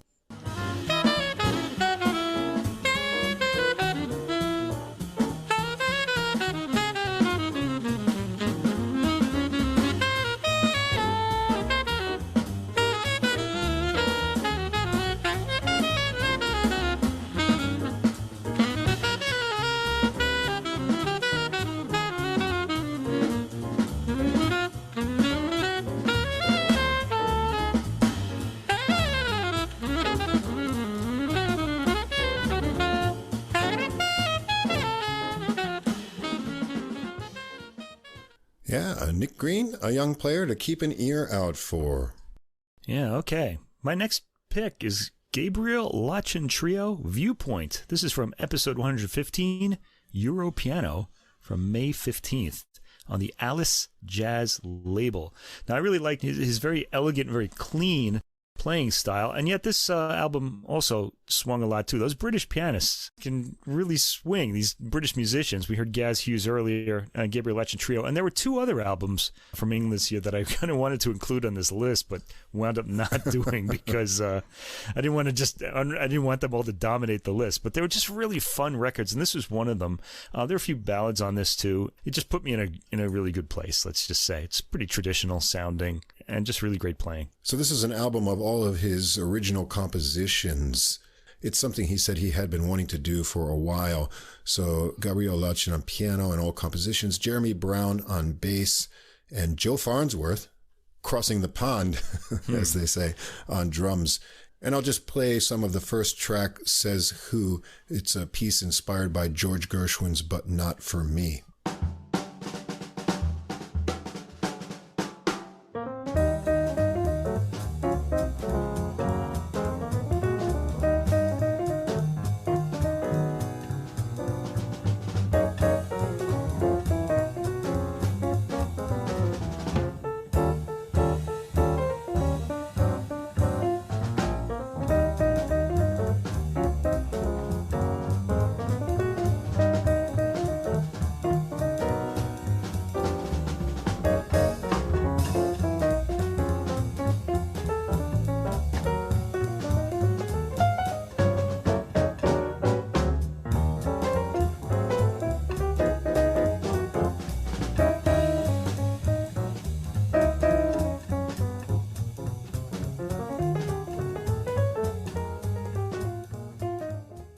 You get the idea. It's all about great swinging and nice piano playing. Yeah, how can you not love that? It's just great. The thing about these records, too, is that, we work with a few British people, and they're not even in the neighborhood of this kind of cheerfulness. I don't really understand where this comes from. They aren't swinging cats, no. They're not swinging cats here. We need you guys to come over here and put the swing back into the people here. Anyway, fifth pick.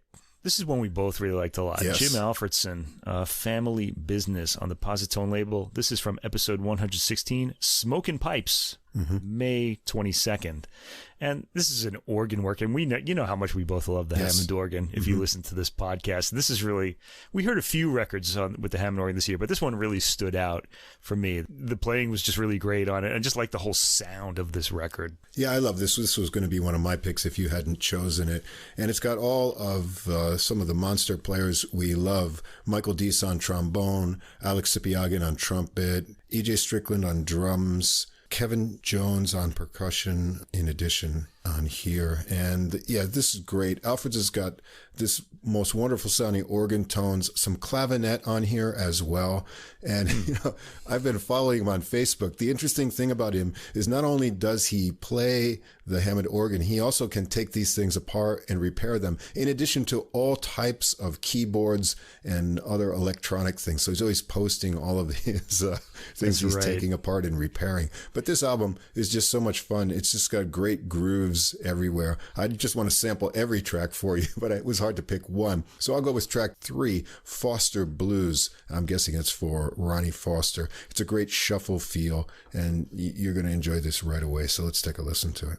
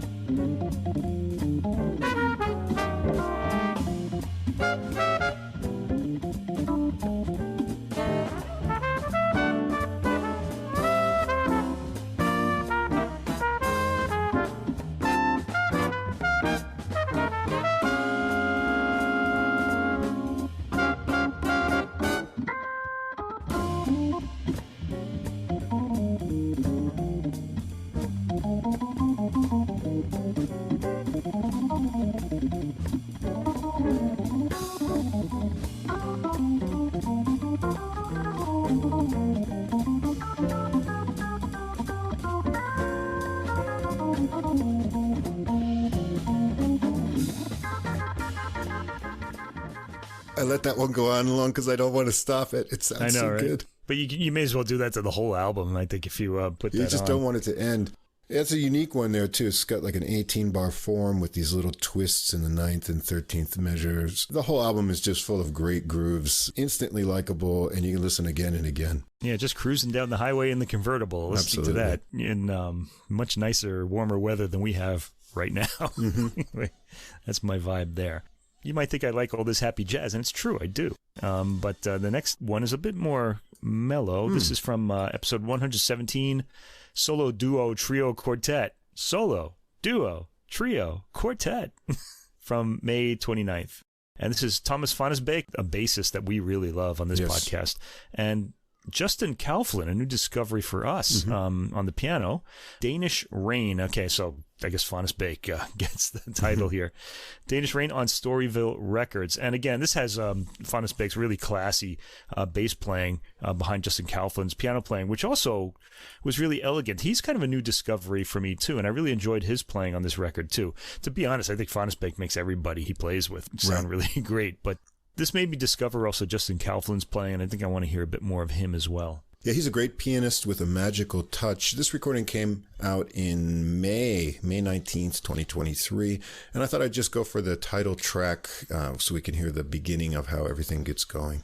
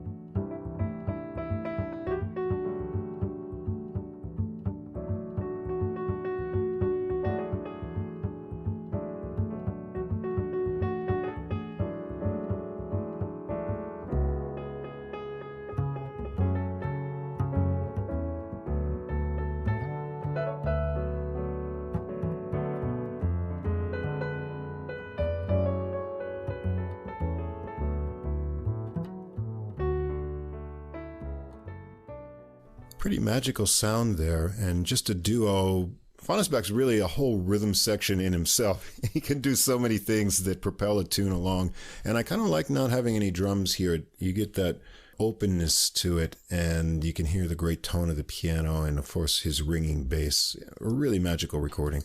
Yeah, a lot of great jazz bass players out there now. It's pretty amazing. He's one of them, I would say. All right, my jazz album of the year was on episode 118, Bone Sandwiches from June 5th, and this is John Alaboni, You Are Not Alone, on Skydeck Music. Now, we heard this, and I just loved the opening track, which was a boogaloo. It was kind of that's right, yeah. And it just went on from there. There's a lot of variety on the record. And then Alaboni got in touch with us and actually sent us a few CDs, which just made me love this record even more. Not just because he sent them, but because of his really thoughtful notes on the inside, which kind of gave real insight into the tracks. I should mention that if you're going to listen to this album, he wants you to listen to it from beginning to end in one sitting, like it's a movie. Right. It's also movie length. It's a short, old movie length. It's about 76 minutes long, so it's a lot to listen to. He says it's a healing record, and I would sort of have to agree as far as jazz records go, that it does have that quality. Its intention isn't to heal, but it does through his whole approach on this album. Yeah, we should read some of the notes, because I think this is an intensely personal recording. You are not alone. Others share your griefs. Others will share your joys. This album contains music for the heart, designed for healing, feeling, and being. In each selection, the musicians collectively meditate on a specific challenge or theme, creating a form of musical storytelling that is both personal and communal, both intimate and vast. Sometimes it's a party, other times a prayer, or both. And as you say, it's meant to be enjoyed in sequence. So John Alaboni on trumpet and flugelhorn, all compositions. Simon Harding, alto and tenor saxophones, bass, clarinet, and flute. So we've got some nice timbres in there. Mike Conrad, piano. Karen Quinn, acoustic and electric bass. Christopher Jensen, drums. Ryan Frost Dumbeck, the goblet drum. And Claire Alaboni add some voice on track 10. And I know you want to hear the Boogaloo mic, so I won't disappoint. Let's get into it.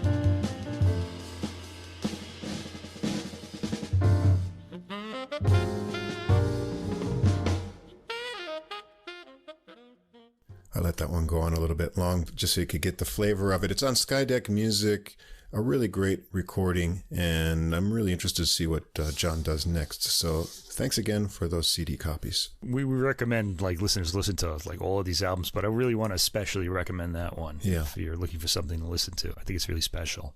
All right, pick number 8, Tony Addison. Of course. Drummer.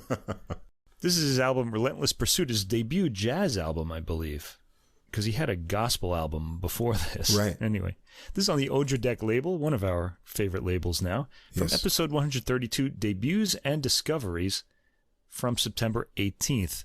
This record kind of is a bit of a calling card for Addison, and his enthusiasm really comes across in the music and in the playing. And then we talked to him, actually, later on, and his enthusiasm came out there, too. Absolutely. He just seems like a really enthusiastic guy. Right.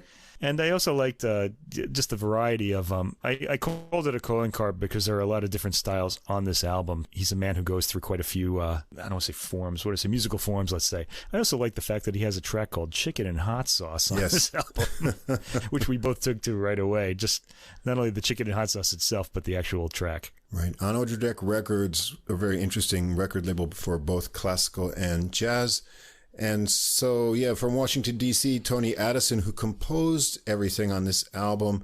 Along with him, William Knowles, who helped out with the arrangements on piano, Dave Marsh on bass, his brother Frankie Addison on soprano and tenor sax, Michael Thomas on trumpet on a few tracks, Michael Fitzhugh on trumpet as well, and Reginald Cinci on trombone. As we discussed with him in the interview, unorthodox in composition, but always good fun. I was hooked from the first track. Every track is really interesting. I just want you to hear this Get Started because the first track has some interesting drumming, and I was hooked trying to figure out what's going on. And when I asked Tony what's going on, he said, I don't know. It's just really exciting. So let's check it out.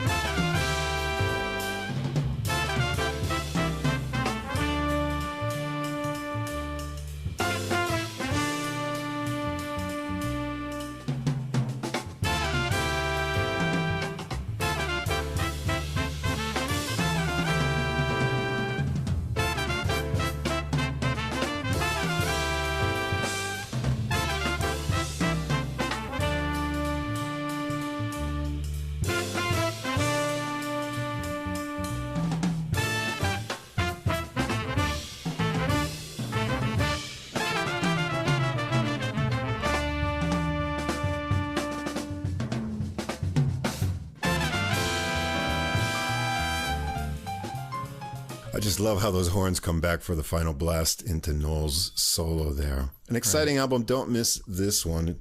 Yeah, I just want to also add that as a drummer, he's really generous with giving his musicians the spotlight, or his band, the individual members. They get a lot of space to solo in, and it's really great to hear. And don't miss the interview. That was a lot of fun. After the interview, we kept on talking to him for like another hour, and it was just really exciting. We probably should have recorded that, too. Yeah, we should have. I don't know. Anyway, 9th pick, Leslie Harrison. Let Them Talk on the Cellar Live label. This is from episode 134, Mediterranean Moves, uploaded on October 2nd. Now, I hadn't heard the song Fly Like an Eagle for years and years, and then she did this, and it had this great organ on it too. We're such fans of the organ. I liked the voice right away, and I actually heard Fly Like an Eagle first because I sampled it as like sort of something coming up, and then wanted to hear the rest of the album, and yeah, it's all just as good as that. There are a lot of great covers on this album too. Love Won't Let Me Wait was on there, Embraceable You by Gershwin, Yesterday by the Beatles. It's really appealing songs. It's kind of like rides the edge between jazz and older popular music. I don't want to say pop music because it means something totally different now. Yeah, say R&B. Okay, we'll say that. It was just something I hadn't heard in a really long time, and I was just so happy to hear it. And I liked Harrison's voice a lot, so this was a really welcome album into my ever-growing CD collection. Leslie Harrison also has her own jazz radio program on WBGO from Newark, New Jersey, come Sunday, every Sunday morning. She's very gracious. We had a lot of nice exchanges with her. She said lots of nice things about our review of the album, and we have nothing but great things to say about this collection of music. Her singing style is very comfortable, a nice smokiness in her voice, and a kind of lived-in understanding of what the message of these songs is. And that's all put across by this great organ trio she's with here. Ben Patterson on the Hammond B3 organ, Matt Chertkov on guitar, and Pete Zimmer on drums. And she gives a unique take on all of these tunes. And of course, you want to hear Fly Like an Eagle, so we'll just get this one started. Great groove, and an interesting kind of new feel here.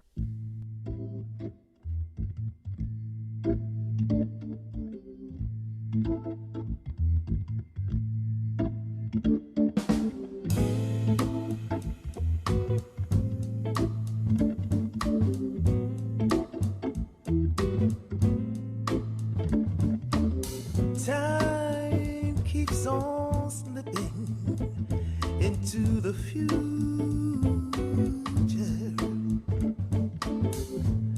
Time keeps on slipping into the future. I want to fly like an eagle to the sea. Fly like an eagle, let my spirit carry me. Fly like an eagle till I'm free, oh, into the future. Feed the babies who don't have enough to eat. I want to shoot. Now you know you want to hear that whole recording, so make sure you listen to it. What a great groove, too. Set by the organ, too. There's so many things that are so right about that. I just loved it. Okay, my 10th and final pick for jazz, Art Hirahara, Echo Canyon on the Positone label. Yeah, episode 138, Giant Genre Steps from October 30th. Now, we're big fans of Art Hirahara's playing, and he's another pianist who can play in a lot of different styles. I liked this particular one because it's more in his gentle style. He's not really stretching out and being really adventurous on this record. It's a more comfortable one, and I just really appreciated that at this point, I guess, in the year. Right. It's a good, relaxing listen, and he's, as always, has this really fantastic sound and approach, and it felt really good to listen to. As always, Positone putting out great recordings, and this is basically the house rhythm section here. Art Hirahara, all original compositions on this one, Boris Kozlov on bass, and Rudy Royston on drums. The always great production team of Mark Free and Nick O'Toole, the engineer, making all these great recordings. I thought this one, overall has a focus on just beautiful tone colors, which is what Art Hirahara is really great at. And there's an uplifting, positive nature in the melodies, lots of beautiful things to listen to on this recording. And so I thought we'd just sample the title track, Echo Canyon.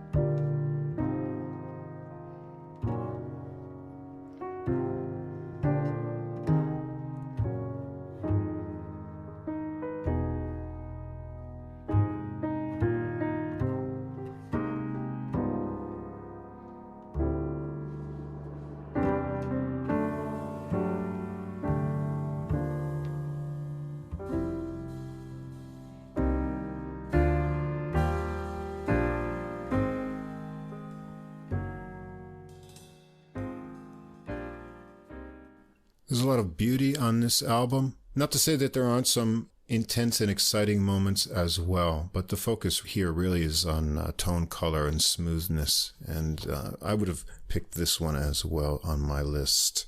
All right, so it's all in your court now. Over to me. A lot of those I would have picked anyway, but then I got to pick other stuff that Mike didn't choose. So here are my picks. And, I don't really think about diversity of gender or other kinds of things other than location when I go searching for jazz. But I wanted to have at least one lady of jazz in our recordings here. And I'm going to start out and go ladies first. This is going to go back to episode 104. And we're going to hear from a wonderful flautist, Isabel Bodenza's Flowing Mind on Audition Collage label. This came out on February 3rd, and what was so wonderful about this album, in addition to her great playing, is it's with an organ trio. So we got flute, organ trio, and to us. Not only regular flute, but we're going to get some bass flute on here, which is just a really cool sound. So we've got Isabel Bodenza on multiple flutes, Thomas Bowser on Hammond organ, Lorenzo Petroccia on guitar, Lars Binder on drums, Hildesinger Biedermann on violin on one of the bonus tracks, and also Ruth Sarrazin on cello. This bass flute sound is just great, and I think we'll just start out with the first track for a sample called Confluting.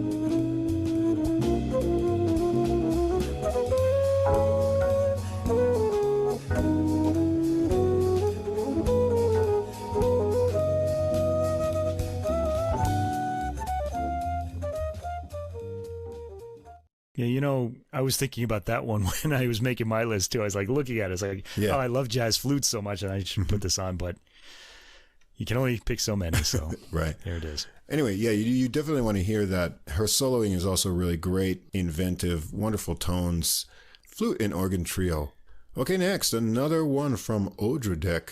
This is going to go from episode 111, Mercurial Moods, the Octet La Nocturne. Ooh, this was wild. I liked this one High Octane came out April 7th. A French octet in the spirit of Charles Mingus. This is a really exciting recording right from the get-go.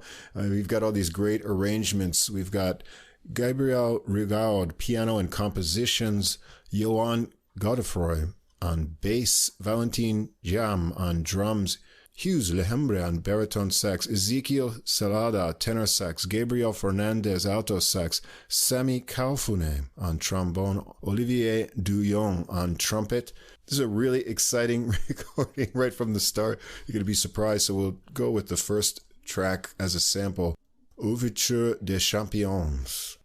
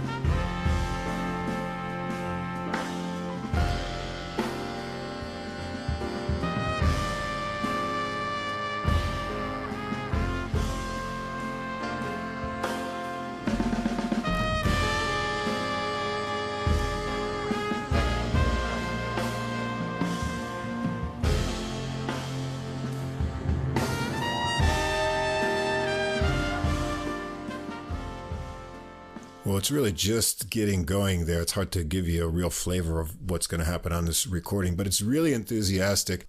One of the things that kind of defines what I heard this year in jazz, I think last time we had some big band picks, but what we've had this year are some sort of larger ensembles from septet to octet that were really, really great. And this was one of them. This band can sound like a mini big band when it gets to its biggest sort of volume of sound. It has a good mix of great horn arrangements, spontaneous improvisation like a Mingus ensemble. There's a lot of different influences from American jazz, I would say Mingus bassy, but also a lot of French flair with different moods, and it's a lot of fun. So yeah, kudos to Odradek for signing these guys up. Yeah, this record also has a way of making the tracks build up. It's sort of it moves in kind of waves each track, and I really like that about it. And I also like the way that the orchestra would sometimes, or the band would sometimes break down, and then they'd just be vocalizing and just kind of count in the next section. It's just a really exciting record. They have loads of energy and excitement to them, even when they talk and shout. Yeah, there's a lot of whooping it up, so to speak, in the background there too. The next pick from episode 114, Fabulous Frets. You can guess what that was about. It was guitar-centered, and this is Jason Kaiser's Shaw's Groove on Origin Records. Came out April 21st. Now, Shaw's Groove would be Woody Shaw, the great jazz trumpeter I took great interest in when I was young and learning jazz, because he was such a unique player whose music never got the attention it deserved. And to have a loving treatment here from a guitarist who was also into his music was really interesting right from the start. I have to say, Jason Kaiser is a really enthusiastic, nice guy. We had a lot of exchanges. He sent me some other music. He has a whole nother world of music, more in an acoustic realm, that he's involved with performing. And yeah, I think he does like I do to people. He sort of overwhelmed me with a whole bunch of other stuff that we were both really excited about and, exchanging things. So I really appreciated his enthusiasm and what he's done here with arranging Shaw's music and kind of giving a new take on it that was really interesting. So we've got a double guitar album, both Jason Kaiser and John Stowell, Eric Jacobson on trumpet and flugelhorn, Aaron Lington on bari sax, Dan Robbins on bass, and Jason Lewis on drums. All Woody Shaw compositions with one original from Jason Kaiser at the end. And it was just really exciting and interesting to see this music presented this way. Inventive arrangements. They stick close to the originals, but there are some surprises. And this instrumentation is very unique. Great solos all around. And yeah, of course, exciting guitar work here. So let's take one of Shaw's more famous compositions, The Moon Train, that jazz fans would probably know, and see what's happening to it here.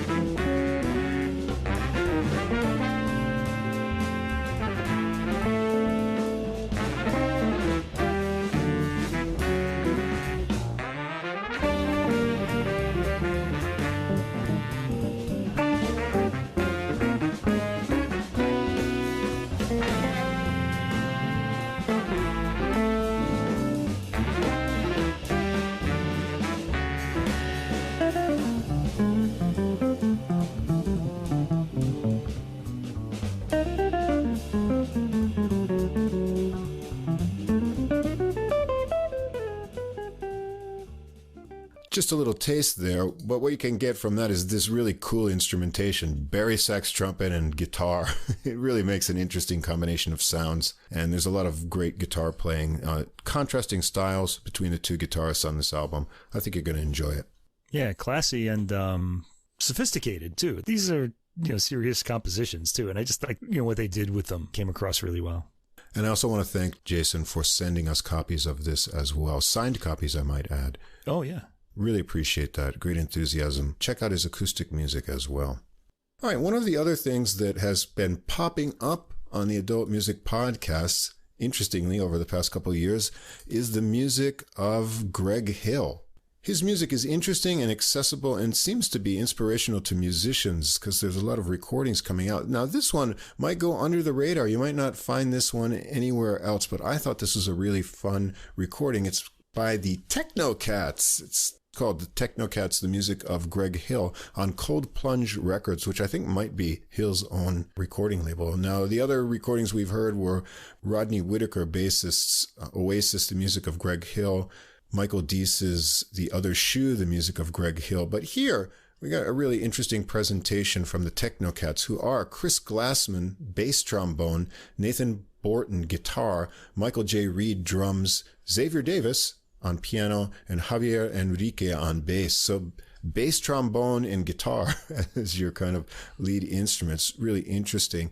It's produced by Greg Hill, and some arrangements are done individually by the members of the group. Interestingly, mastered by Jim Alfredson, who we just heard on the Hammond organ earlier.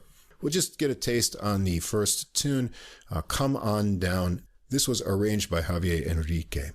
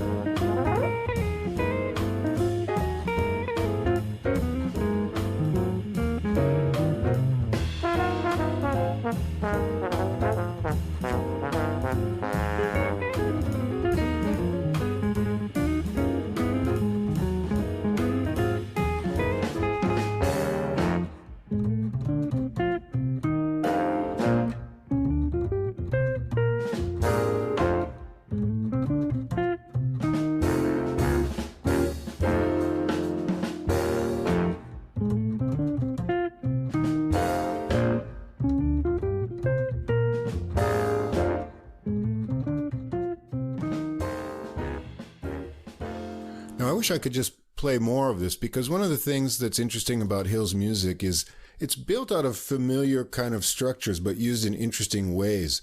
So you've got that kind of vamp that goes on in the beginning, and then you get an AABA melody with stop time there. And then when you get to the solos, they just follow 12-bar blues form. And so he's always doing little interesting things with the way he constructs songs with little twists. The arrangements here are really great, as you could hear, with the combination of trading of bass, trombone, and guitar. And the solos on here are really creative and inspired. So if you haven't heard Greg Hill's music yet, this would not be a bad place to start. Yeah, I like this too. This one was on my short list, actually, of albums that I wanted to include, but when didn't wind up happening. I don't know. Right. But I actually wanted to get a CD copy of this, and he does sell them from his website. And I was like writing back and forth to him, and it's free shipping in the U.S., but to Japan, it was like this exorbitant amount of money. Yeah. So I think he's kind of caught in some kind of like commercial deal. It costs that much because it's merchandise. Maybe I can get it sent to my brother in the U.S. and he could send it on, for next to nothing. We'll have to look into that. Anyway, this is an album worth having, I would say. All right, the next album is from episode 130, Lovin' Good Vibes. And this is Vibes on a Breath on OA2, Origin Record Subdivision, I guess. Ted Piltzecker. This is an album that has really great arranging, instrumentation, and just a really great combination of tunes, some of which are unexpected and really fun to hear in a new way. A couple of originals from Piltzecker, as well as Oliver Nelson, Lee Konitz, and the musicians on here are really great. So in addition to Piltzecker's vibraphone, we've got some really fine trumpet playing from Brad Good, Paul McKee on trombone, John Gunther, tenor sax and bass clarinet, Will Swindler, baritone sax, Paul Romain on drums, Gonzalo Tepa on bass, and we get some bassoon on one track too, Judith Leclerc, and some extra percussion from Javier Diaz. I was hooked right away. Here's a tune I just wondered, why don't we hear this song anymore? It's such a great tune, and the arrangement here is wonderful, lingering on some little darker aspects. Let's check it out. This is If I Only Had a Brain. Everyone knows The Wizard of Oz.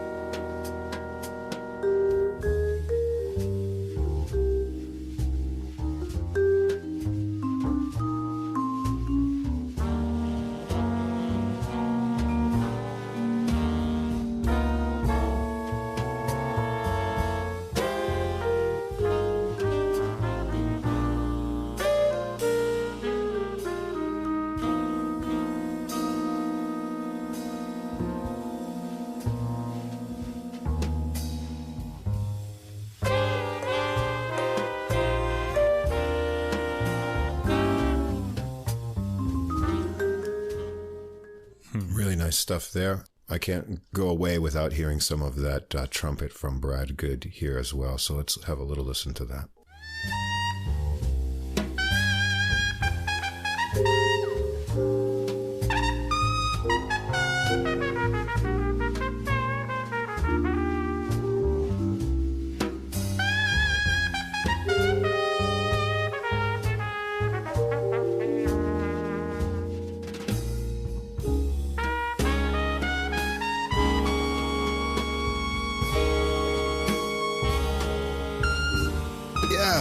Sassy half-valve stuff. This whole album is full of great little nuggets of arranging and just put me in a good mood. Never get tired of this one. I didn't really remember it until you actually played that, If I Only Had a Brain. I remember that making a big impression on me on the time. And then, I don't know, somehow it slipped away. I guess I'm going to have to give this one another listen. But, yeah, it sounded great from that. And I did like the vibe sound on this. He's got a bit of sustain on that. Really beautiful sound coming from there. All right, you've talked me into it. I got to hear this again. I remember you really liked it at the time. Well, we just listened to so much music, it's impossible to remember some of it everything. just kind of goes away, yeah. Right. I don't know. If I don't have it on CD, I usually don't remember it. All right, from the same episode, I want to choose one more from drummer Richard Baratta, Off the Charts. I want to cut this short because I don't want to repeat a lot of what we talked about in the episode. But Baratta has a really interesting career of quitting music because he wasn't making money to becoming a hugely successful Hollywood movie producer. And now he's come back to jazz, right? Good for him. On this recording, Jerry Borgonzi on tenor sax, one of our favorite pianists, David Kukoski on piano, the great John Patitucci on bass, and also additional percussion that adds a lot of atmosphere from Paul Rossman. He's going through music that he liked from the 60s and 70s that hasn't really been given enough attention from other players.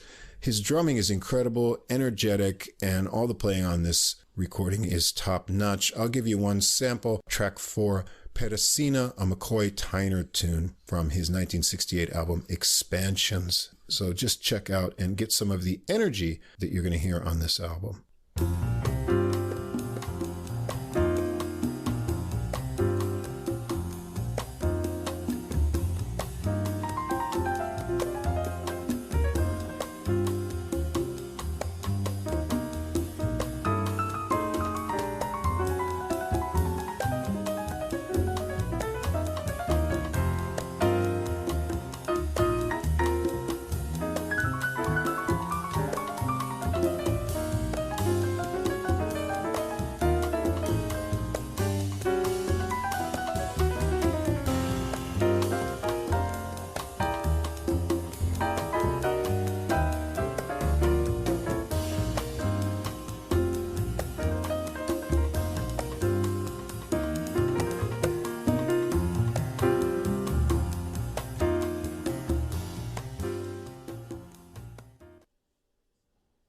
Baratta's got it all going on as a drummer. I like the idea to focus on some neglected original compositions by jazz greats. The album's also a great showcase for Kukoski's piano playing, and I think it's high energy. John Patitucci never disappoints. You're going to like this album.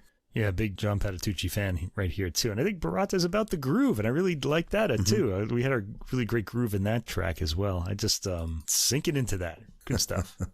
All right, next, going to episode 138, Giant Genre Steps, an amazing debut here from trumpeter Konstantin Alexander. This one was really impressive. Alexander, a trumpeter from Chicago, son of Greek immigrants, and he really digs into the post-bop atmosphere here with really great tunes and incredible trumpet playing. All original compositions on his debut. We've got Roy McGrath on tenor sax, Julius Tucker on piano, Greg Essig on drums, and Ben Dillinger on bass.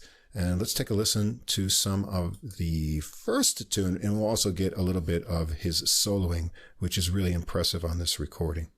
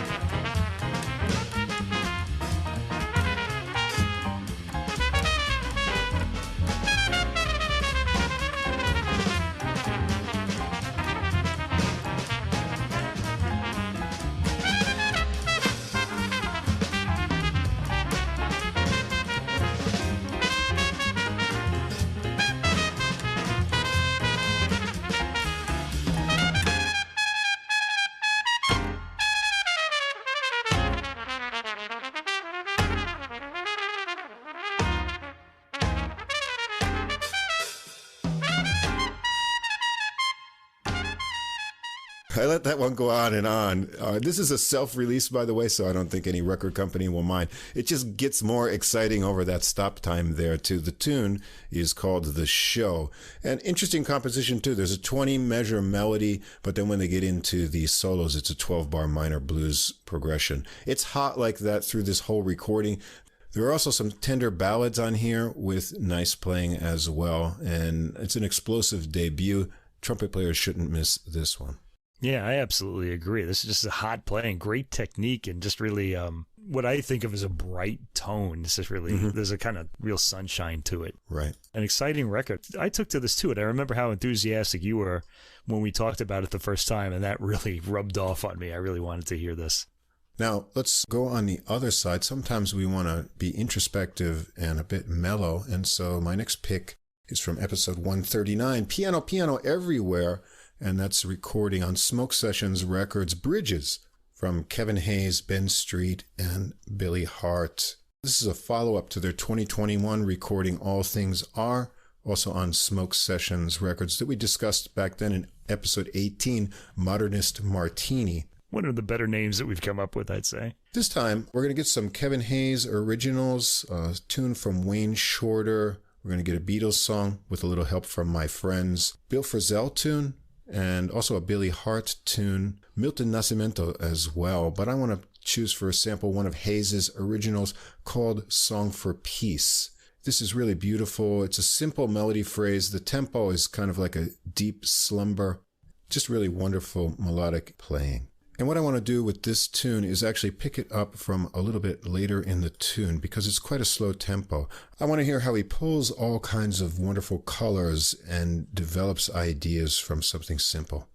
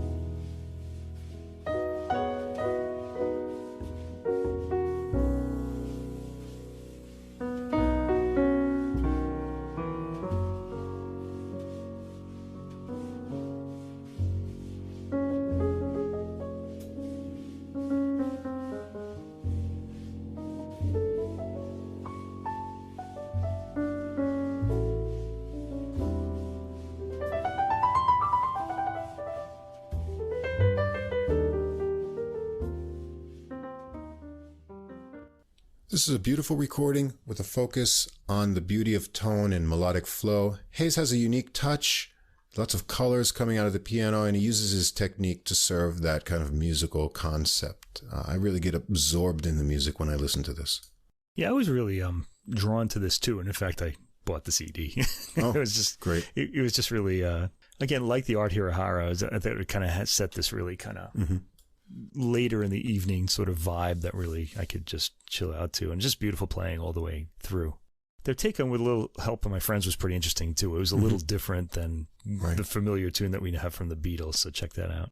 All right, and as I said, the constant theme this year has been larger style ensembles, and I couldn't let this one go by either. From episode 141, Solo Septet and Symphonic Sounds, this is Swiss drummer Elmar Frey's Seven Colors, a septet recording tunes kind of with a 1960s jazz atmosphere to them, except they're all original and really exciting.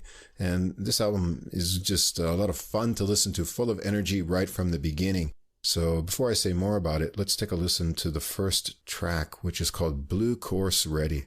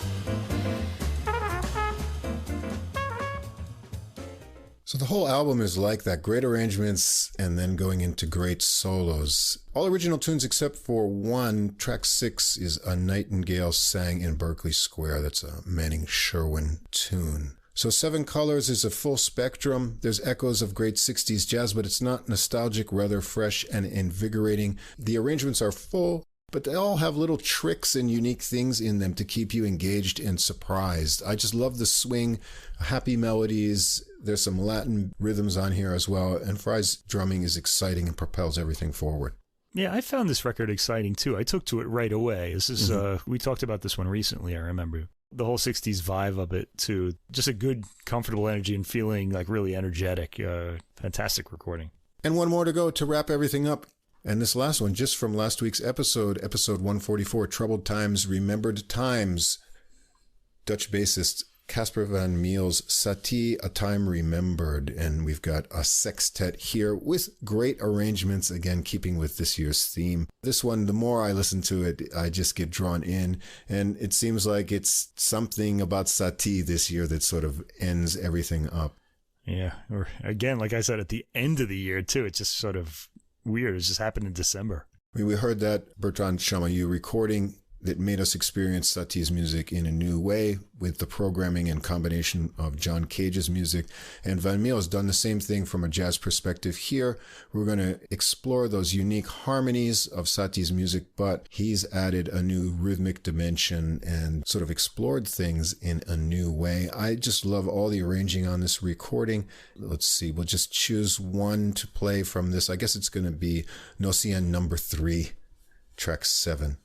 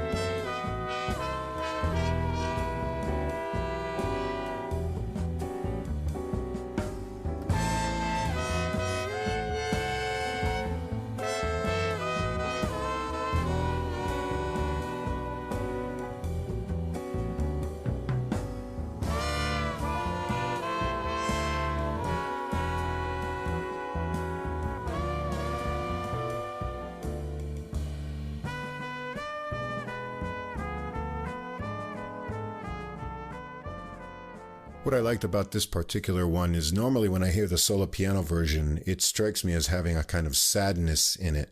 But here, he's transformed that into sassiness with those trumpet licks in the arrangement there. And I love that bass ostinato. So it makes you experience these in a new and fresh way that was a lot of fun.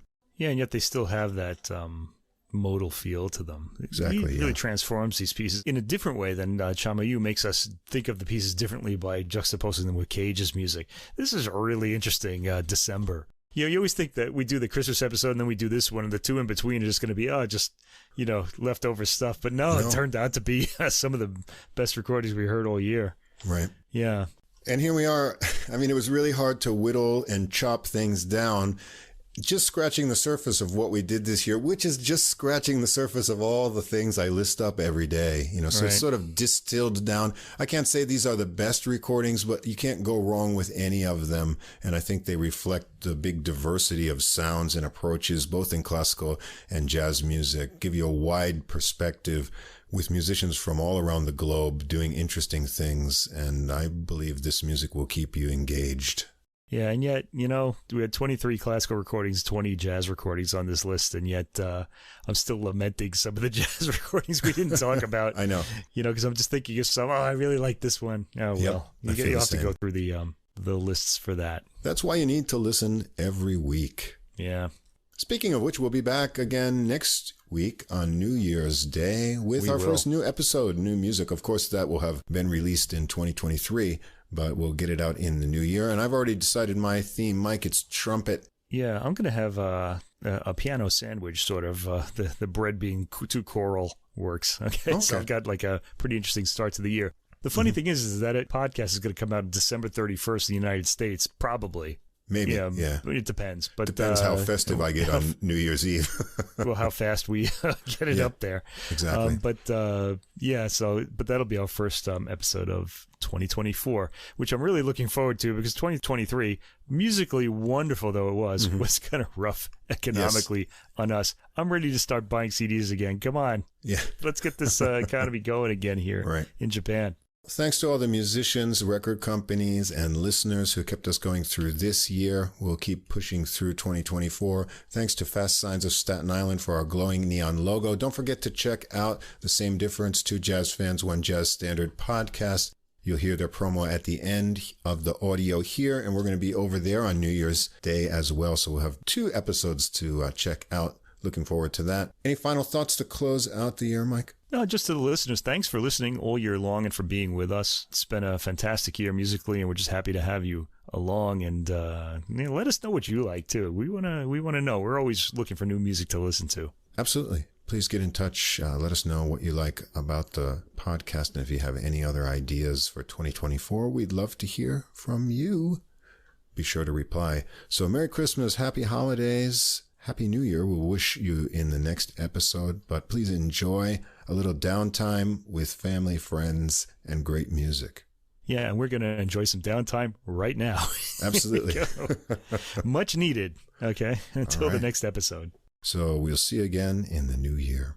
Same difference. 2 jazz fans, 1 jazz standard. A review of a single jazz standard through music, history, and stories. And this is AJ. And this is Johnny. If you are a jazz fan and you like jazz standards, bebop, show tunes, ballads, you name it. Yeah, we've got them here. We drop a new show on you every other week, and we take a standard and we listen to a few different versions of it. Same difference. Come join the fun. Looking forward to seeing you.